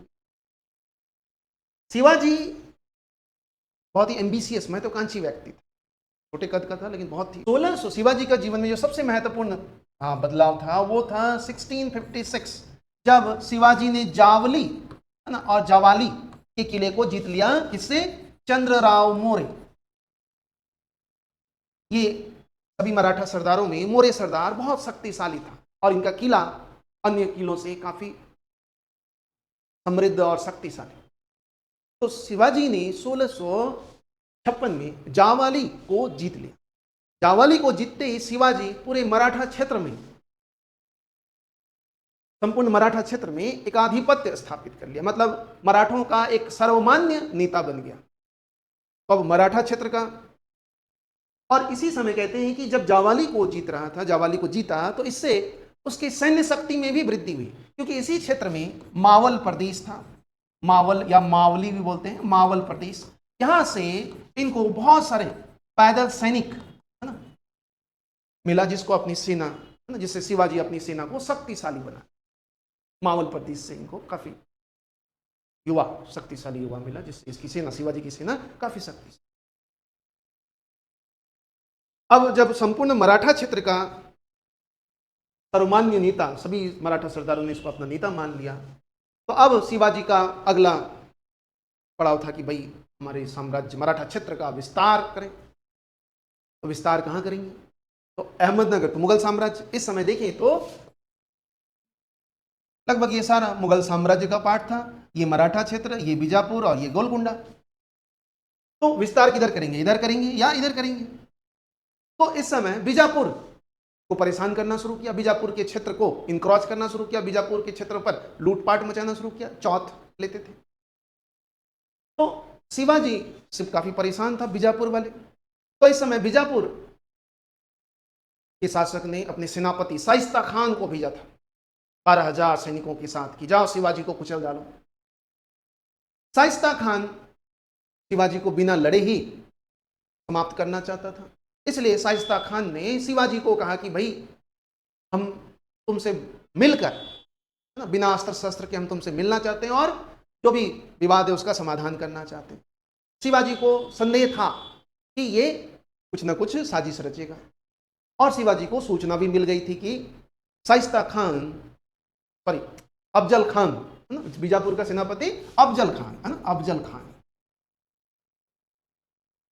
जो बीजापुर का सेनापति था।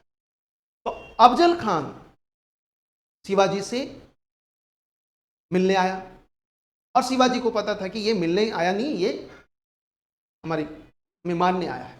तो शिवाजी भी तैयार था। तो इस समय शिवाजी और अफजल खान दोनों के बीच में संघर्ष हुआ। शिवाजी छोटे कद के, अफजल खान बड़ा। तो जैसे शिवाजी, अफजल खान शिवाजी से गले मिला, मारने की कोशिश किया, शिवाजी ने अपने बगनखे से मार दिया।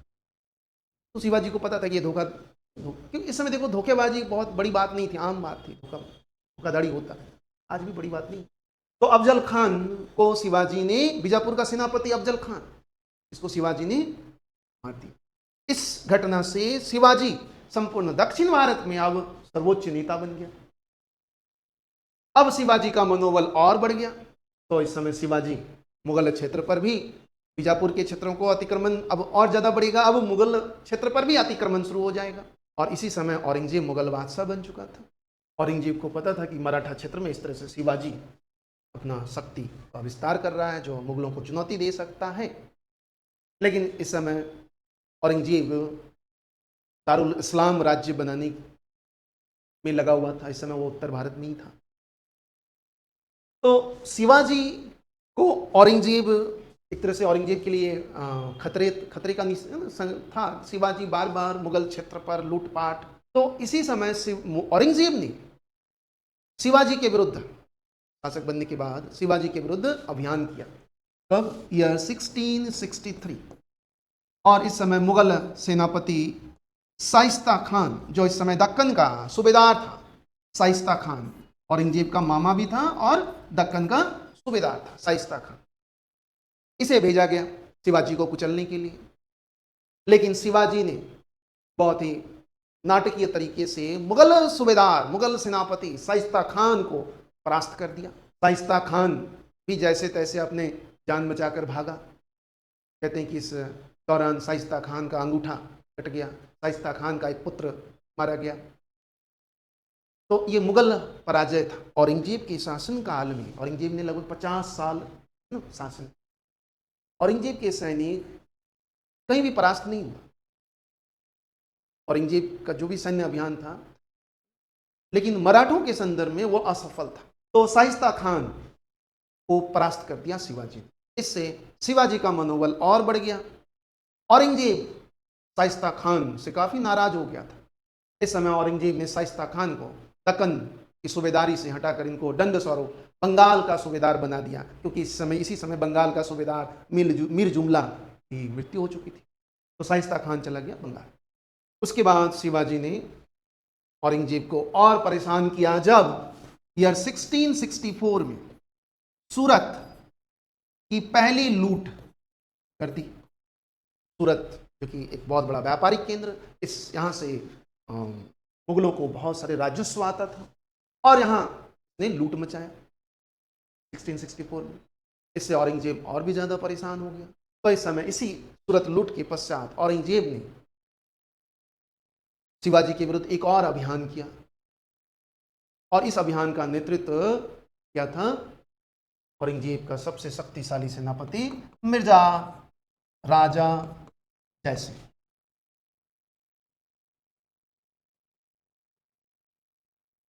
जयसिंह को भेजा। ये भी औरंगजेब के समय के बहुत बड़े मनसबदार, 7000 इसको मनसब मिला। तो औरंगजेब ने मिर्जा राजा जयसिंह को भेजा था शिवाजी को कुचलने। लेकिन इस समय शिवाजी ने दूरदर्शिता दिखाया और मिर्जा राजा जयसिंह से युद्ध नहीं किया, बल्कि शिवाजी ने इनके सामने एक तरह से आत्मसमर्पण कर दिया और संधि हो गई थी ईयर 1665, जिसको हम लोग कहते हैं पुरंदर की संधि। ये पुरंदर की संधि ईयर 1665, मिर्जा राजा जयसिंह और शिवाजी महाराज के बीच संधि हो गई। इस संधि में क्या हुआ? इस संधि के तहत शिवाजी ने मुगलों के एक तरह से वफादारी, मुगलों के प्रति वफादार रहने का वचन दिया। और मुगलों को इस संधि से काफी कुछ मिला था कि इस समय मुगलों के मराठाओं के पास, शिवाजी के पास कुल 35 किले था। 35 किले। उस 35 किले में से 23 किले शिवाजी ने मुगलों को सौंपा इस संधि के तहत, जिसकी प्रतिवर्ष आय 4 लाख गुण था। और केवल 12 किले ही शिवाजी अपने पास रखेगा। इस संधि के तहत ये तय हुआ केवल 12 किले, और उन 12 किलों से वो 12 किले जिनकी प्रतिवर्ष आय केवल 1 लाख हो। तो 35 में से 23 तो मुगलों को सौंप दिया और केवल 12 किले अपने पास रखा। साथ में शिवाजी ने मुगलों के प्रति वफादार रहने का वचन दिया। और यहां भी देखते हैं कि शिवाजी ने कहा कि भाई हम वफादार तो रहेंगे, लेकिन मुगल सेवा में हम नहीं जाएंगे। तो जयसिंह ने, मिर्जा राजा जयसिंह, वो शांतिप्रिय व्यक्ति था। वो चाहता था कि संघर्ष की जगह शांति स्थापित हो। तो वो काफी मनाया शिवाजी को, नहीं माने तो शिवाजी ने कहा कि भाई अगर तुम्हें पद देना ही है तो मेरे पुत्र को दो, जैसे मेवाड़ के साथ संधि हुई थी जहांगीर के समय 1615 में। अमर सिंह ने मना कर दिया था कि पद नहीं लेंगे तो मेरे पुत्र को दे दो, तो कर्ण सिंह को दिया था। उसी तरह से शिवाजी के साथ भी यहाँ कि शिवाजी खुद ना जाकर शिवाजी ने अपने पुत्र संभाजी को भेजा, संभाजी को दे दो पद। संभाजी को मुगल दरबार में इस संधि के तहत 5000 का मनसब मिला था। लेकिन मिर्जा राजा जयसिंह इससे ही संतुष्ट नहीं था। वो चाहता था कि हमेशा के लिए जो संघर्ष है, मुगल मराठा संघर्ष, ये समाप्त होए, और ये तभी होगा जब शिवाजी औरंगजेब से मिलेगा। तो इस समय मिर्जा राजा जयसिंह के कहने पर, आश्वासन पर शिवाजी मुगल कोर्ट में पहुंचा था अगले वर्ष 1666।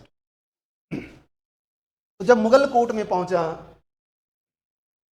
आगरा दरबार में पहुंचा शिवाजी, तो मिर्जा राजा जयसिंह के कहने पर पहुंचा कि वहां चलो, औरंगजेब काफी अच्छा व्यक्ति है, आपके साथ अच्छा व्यवहार करेगा। जैसे शिवाजी औरंगजेब के दरबार में पहुंचा, उस समय औरंगजेब ने शिवाजी को उस श्रेणी में, दरबार में इनके मनसबदारों की श्रेणी होती थी, रैंक के हिसाब से उनको मिलता था, तो शिवाजी को भी उसी रैंक में, उसी श्रेणी में स्थापित कर दिया जहां उसके नाबालिग पुत्र संभाजी को पद दिया था। मतलब संभाजी को 5000 का मनसब, तो शिवाजी को भी 5000 का मनसब दे दिया। इससे शिवाजी को काफी गुस्सा आया, अपमानित महसूस किया कि मुझे भी वही ओहदा, वही रैंक जो मेरे नाबालिग पुत्र को, ये कैसे, ये तो मेरा अपमान है। और औरंगजेब शिवाजी से इसी तरह से कोई औपचारिकता भी नहीं कर रहा था, क्योंकि औरंगजेब अपना जन्मदिन मनाने में व्यस्त था। तो इससे शिवाजी काफी नाराज हो गए। तो औरंगजेब को गुस्सा आया, औरंगजेब ने तुरंत कैद करवा दिया। तो इस समय शिवाजी को कैद कर लिया गया, आगरा किले में ही जयपुर महल, जयपुर भवन में कैद करके रखा गया। और ये कैद जो रखा गया था, ये मिर्जा राजा जयसिंह के पुत्र राम सिंह की जिम्मेदारी, कि राम सिंह को यह जिम्मेदारी थी कि भाई इस कैदी को आप ध्यान रखना, भागना नहीं चाहिए। जयसिंह, राम सिंह कौन है? मिर्जा राजा जयसिंह का पुत्र, अर्थात आमेर का राजकुमार, जो मुगलों की सेवा में था पहले। तो राम सिंह की निगरानी में शिवाजी को जयपुर भवन में कैद करके रखा गया। परंतु हम जानते हैं कि इसी जयपुर भवन से शिवाजी ने बहुत ही नाटकीय अंदाज में, कहते हैं कि वो फल खिलाने के लिए औरंगजेब से निवेदन किया कि भाई हमें कैदी भाइयों को फल खिलाना है। तो फल की टोकरी आ गया, तो उसी टोकरी में वो निकल भागा था। तो ये राम सिंह की लापरवाही औरंगजेब ने, भाई राम सिंह को यह जिम्मेदारी दी गई थी कि इसकी निगरानी रखना, और फिर भी भाग गया। तो इससे औरंगजेब राम सिंह से काफी नाराज हुआ था, और कुछ समय के लिए इसकी जो मनसब था 2000 का मनसब, वो भी सीज कर लिया था कुछ समय। इस समय एक अफवाह भी था, ये जो राजपूत सरदार हैं, ये औरंगजेब के प्रति अब वफादार नहीं रहा है, इसीलिए राम सिंह की निगरानी से यह शिवाजी भाग गया। औरंगजेब तो पहले से इनको संदेह की नज़र से देखता था। इस घटना से औरंगजेब का संदेह और भी पक्का होने लगा था कि राजपूत हमारे लिए अब वफादार नहीं रहा। क्यों रहेगा, आप राजपूतों के प्रति वफादार तो थे ही। तो राम सिंह के संरक्षण से, राम सिंह की निगरानी में था। तो इस समय शिवाजी आगरा के किले से निकलकर वापस घूमता हुआ वो मराठा क्षेत्र में पहुंच गया, और फिर से वो वही कार्य करने लगा जो पुरंदर की संधि से पूर्व, अर्थात मराठा क्षेत्र, बीजापुर क्षेत्र पर लूट चौथ। इस बीच शिवाजी ने 1670 में पुनः सूरत की लूट की थी, सूरत का दूसरा लूट, दूसरी बार सूरत को लूटा। और इस समय वापस कहते हैं कि औरंगजेब ने फिर से एक अभियान, सैन्य अभियान किया था, लेकिन शिवाजी ने उसको भी विफल कर दिया था। और इस तरह से शिवाजी शक्तिशाली, बाद में शिवाजी ईयर 1674 में रायगढ़ में अपना राज्याभिषेक किया। रायगढ़ में शिवाजी का राज्याभिषेक हुआ। पंडित गंगाधर की सहायता से इसने अपना राज्याभिषेक किया, और फिर शिवाजी मराठा को और शक्तिशाली बनाने के लिए ऐंदव धर्मोद्धारक, क्षत्रिय कुल तमसा जैसे नारा दिया, उपाधि धारण किया। ऐंदव धर्मोद्धारक की उपाधि धारण किया था। और कर्नाटक क्षेत्र पर इसने कई आक्रमण किए और शिवाजी का अंतिम समय इसी कर्नाटक क्षेत्र को विजिट करने में ही व्यतीत हुआ। इस समय जो कर्नाटक क्षेत्र था वह सोने चांदी खनिज संसाधन से भरपूर था, इसलिए वो उस क्षेत्र पर विजिट करना चाहता था, जिससे कि मराठों में समृद्धि शक्तिशाली बनेगा और फिर मुगलों को। इसी दौरान शिवाजी की मृत्यु हो जाती है 1679 में, कर्नाटक क्षेत्र में ही विजय अभियान के दौरान। तो जब शिवाजी की मृत्यु होती है तो शिवाजी के बाद अगला छत्रपति, देखो शिवाजी छत्रपति अपने आप को कहते थे, तो शिवाजी के बाद अगला छत्रपति बना शिवाजी का पुत्र संभाजी। संभाजी ये 1689 तक संभाजी छत्रपति रहा। इसी संभाजी ने मुगल औरंगजेब के बागी पुत्र विद्रोही पुत्र अकबर को शरण दिया था। जब दुर्गादास राठौर के यहाँ से मारवाड़ से निकला था संभाजी ने, औरंगजेब को जैसे ही पता चला था कि संभाजी ने शरण दिया है, तो इस समय औरंगजेब ने मुगल सैनिक भेजा था। तो अकबर तो यहाँ से भाग गया था, चला गया था वो मक्का। मतलब औरंगजेब बहुत ही कट्टर शासक था, बहुत क्रूर शासक, क्रूर, कट्टर से भी ज्यादा क्रूर शासक, कि जब ये अपने बेटे बेटियों को भी नहीं छोड़ते थे अगर वो कोई गलती करा है, कोई अपराध किया है। बेटों को तो वो नहीं बख्शता था, बेटियों को भी बख्शता नहीं था। इनकी एक बेटी थी औरंगजेब की, जब्बू निशा, वो औरंगजेब के बागी पुत्र अकबर के साथ पत्राचार कर रहा था उस समय जब औरंगजेब के खिलाफ बागी बन चुका था अकबर।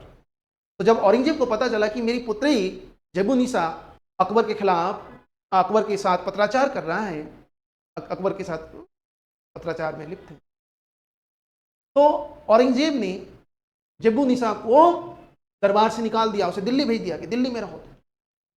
मतलब पुत्रियों को भी वो दंडित करता था, इतना क्रूर शासक। तो संभाजी ने विद्रोही पुत्रों को शरण दिया, तो संभाजी को भी नहीं छोड़ेंगे। और औरंगजेब का तो पहले से ही था कि भाई शिवाजी तो मर गया, अब तो संभाजी हैं, तो चलो संभाजी। और इस समय औरंगजेब, जैसे कि हम जानते हैं, औरंगजेब 1680 के बाद 1680 से अपना पूरा ध्यान दक्षिण की तरफ, वो दक्षिण ही आ गया था, दक्कन का बादशाह बन गया था औरंगजेब। तो इस समय औरंगजेब बीजापुर गोलकुंडा को जीत चुका था। बीजापुर गोलकुंडा को जीतने के बाद संभाजी के विरुद्ध सैन्य अभियान भेजा था 1689 में। और औरंगजेब ने संभाजी सैनिक को जो भेजा था, सेनापति को, मुकर्रब खान को, संभाजी के विरुद्ध मुगल सेनापति मुकर्रब खान को भेजा।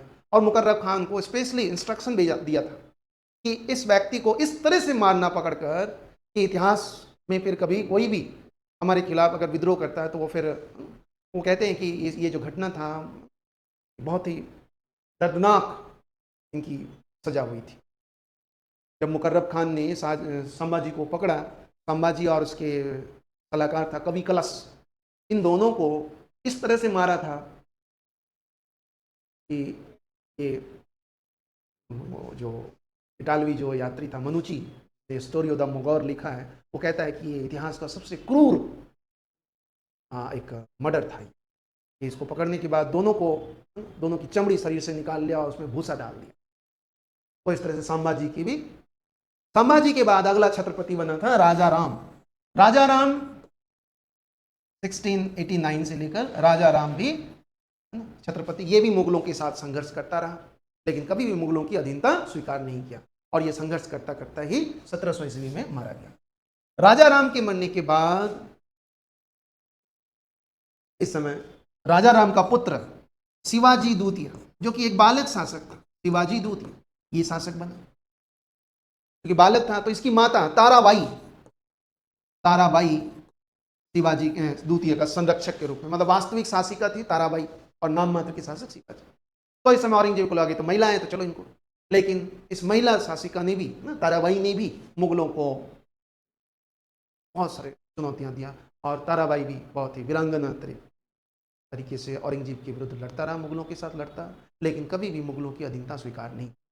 इसी बीच 1707 ईस्वी में औरंगजेब की मौत हो। तो इस तरह से मुगल मराठा, औरंगजेब और मराठा के बीच संघर्ष जीवन भर, औरंगजेब की मृत्यु तक ये चलता रहा। औरंगजेब कभी भी मराठों को अपने अधीन नहीं कर पाया। तो केवल एकमात्र सैन्य शक्ति में देखें तो औरंगजेब का जो सैन्य शक्ति है वहां हम देखते हैं कि केवल मराठा के संदर्भ में ही वो एक तरह से परास्त होता है, कमजोर होता है। बाकी अन्य क्षेत्रीय अन्य जो विजय अभियान है उसमें सिवा औरंगजेब को इतनी परेशानी, इतनी कठिनाई या इस तरह की असफलता नहीं मिली थी जिस तरह की असफलता औरंगजेब को मराठों के संदर्भ में मिला। तो इस तरह से देखें तो मुगल मराठा, तो छत्रपति शिवाजी, शिवाजी के बाद संभाजी, संभाजी राजाराम, राजाराम के बाद शिवाजी, औरंगजेब के मरने के बाद फिर और साहू जी अगला करेंगे वो हम लोग फिर पेशवा रीजन में। तो ये था मराठा संघर्ष। अगला शिवाजी औरंगजेब का देखें तो अगला जो उसका उपलब्धि था या यूं कह सकते हैं उसके पतन का कारण अच्छा था या बुरा, बुरा ही होगा, क्योंकि देखो दक्कन विजय, औरंगजेब का शासक बनने से पूर्व भी देखें तो शुरू से ही उसको दक्षिण क्षेत्र में ज़्यादा रुचि था, क्योंकि अधिकतर समय वो युवराज के रूप में जो अधिकतर समय वो दक्कन में व्यतीत किया था। तो औरंगजेब का शासनकाल का जो दूसरा पार्ट है ना, यह 1679 से लेकर 1707 तक, इसमें अपना वो पूरा ध्यान जो है वो दक्कन क्षेत्र को, दक्षिण भारत को जीतने में लगाया, बीजापुर और गोलकुंडा, और इसमें उसको सफलता मिल गई। बीजापुर को भी जीत लिया 1686 ईस्वी में, आदिल शाही शासक सुल्तान सिकंदर शाह को परास्त किया और बीजापुर को मुगल साम्राज्य में मिला लिया। बहुत बड़ी उपलब्धि थी, क्योंकि अभी तक किसी भी मुगल बादशाह अकबर ने भी प्रयास किया, जहांगीर, शाहजहां, औरंगजेब ने वो फाइनली, और अगले वर्ष 1687 ईस्वी में गोलकुंडा को भी जीत लिया।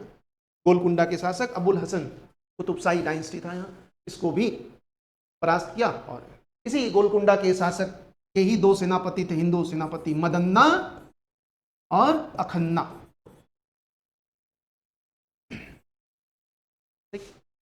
ये हिंदू सेनापति मदन्ना और अखन्ना कुतुबशाही डायनेस्टी गोलकुंडा में ही सेवारत था, बहुत ही वीर सेनापति था। कहते हैं कि औरंगजेब इन दोनों से नफरत करता, तो औरंगजेब ने कुतुब शाह को संदेश भिजवाया था कि हम तुमसे समझौता कर लेंगे, हम तुमसे संधि कर लेंगे, तुम्हारे राज्य को विजित नहीं करेंगे अगर तुमने इन दोनों सैनिकों को अपने राज्य से बाहर कर दिया। कहते हैं कि इसने अबुल हसन कुतुब शाह ने इन दोनों को मौत की सजा दे दिया, लेकिन तब भी औरंगजेब ने, लेकिन इस गोलकुंडा के जो किला था इस समय, यह किला बहुत ही शक्तिशाली, तो औरंगजेब ने इतने छल कपट के बाद भी वो शक्ति से नहीं जीता, अंततः यहां भी छल कपट का सहारा लिया। कहते हैं कि इस किले को जीतने के लिए उसने उस किलेदार का जो रक्षक था उसको लालच देकर अपने पक्ष में किया, और इस तरह से किले का चाबी मिला और औरंगजेब ने गोलकुंडा को जीत। तो औरंगजेब का जो अंतिम विजय था, गोलकुंडा विजय, यह छल कपट से जीता था। इस समय छल प्रपंच कपट आम बात थी, तो इस समय गोलकुंडा को छल कपट से जीता, जिस तरह से अकबर ने असीरगढ़ को जीता था सोने की चाबी से अर्थात पैसे देकर, उसी तरह से औरंगजेब जो मुगलों का अंतिम जो विजय अभियान था गोलकुंडा, वो भी छल कपट से। तो इस तरह से देखें तो गोलकुंडा भी जीत लिया, और इस समय औरंगजेब दक्षिण भारत में ही रह गया, फिर वो वापस उत्तर भारत नहीं आ पाया। कई बार आने की कोशिश भी किया लेकिन वो नहीं आ पाया। मतलब शासन का जो अंतिम 25 वर्ष था वो पूरी तरह से उसने अपना सारा शक्ति और ध्यान दक्षिण भारत में ही लगाया। इससे क्या हुआ कि उत्तर भारत के राज्य इनके हाथों से निकलता गया, और जैसे औरंगजेब की मृत्यु होती है मुगल साम्राज्य का पतन शुरू हो जाता है। इसलिए कई इतिहासकार इसे कहते हैं कि औरंगजेब की जो दक्कन नीति था वो उसके लिए नासूर बन गया, जिस तरह से नेपोलियन का स्पेन विजय नासूर बन गया था, स्पेन की गृह युद्ध में फंस गया और फिर उससे नेपोलियन कमजोर हुआ, उसी तरह से औरंगजेब के लिए दक्कन का विजय, दक्षिण विजय नासूर बन गया। इससे मुगल साम्राज्य कमजोर हुआ, और औरंगजेब के मरने के बाद देखते हैं कि इनके काफ़ी सारे पुत्र थे, लेकिन औरंगजेब की मृत्यु जब हुई 1707 ईस्वी में, उस समय औरंगजेब के 3 पुत्र जीवित थे, मुअज्जम, आजम और कामबख्श। मुअज्जम सबसे बड़े पुत्र थे, जीवित में से सबसे बड़े पुत्र मुअज्जम, आजम और कामबख्श। इन तीनों में पहले मुअज्जम और आजम में लड़ाई होती है, फिर मुअज्जम कामबख्श को के साथ, इस तरह से ये संघर्ष चला। और ये शासक जो औरंगजेब के बाद जो शासक है मुअज्जम, जो बहादुर शाह के नाम से, बाद में कामबख्श को ही मारता, फिर बाद में बहादुर शाह की मौत हो जाती, क्योंकि बहादुर शाह जब शासक बनता काफी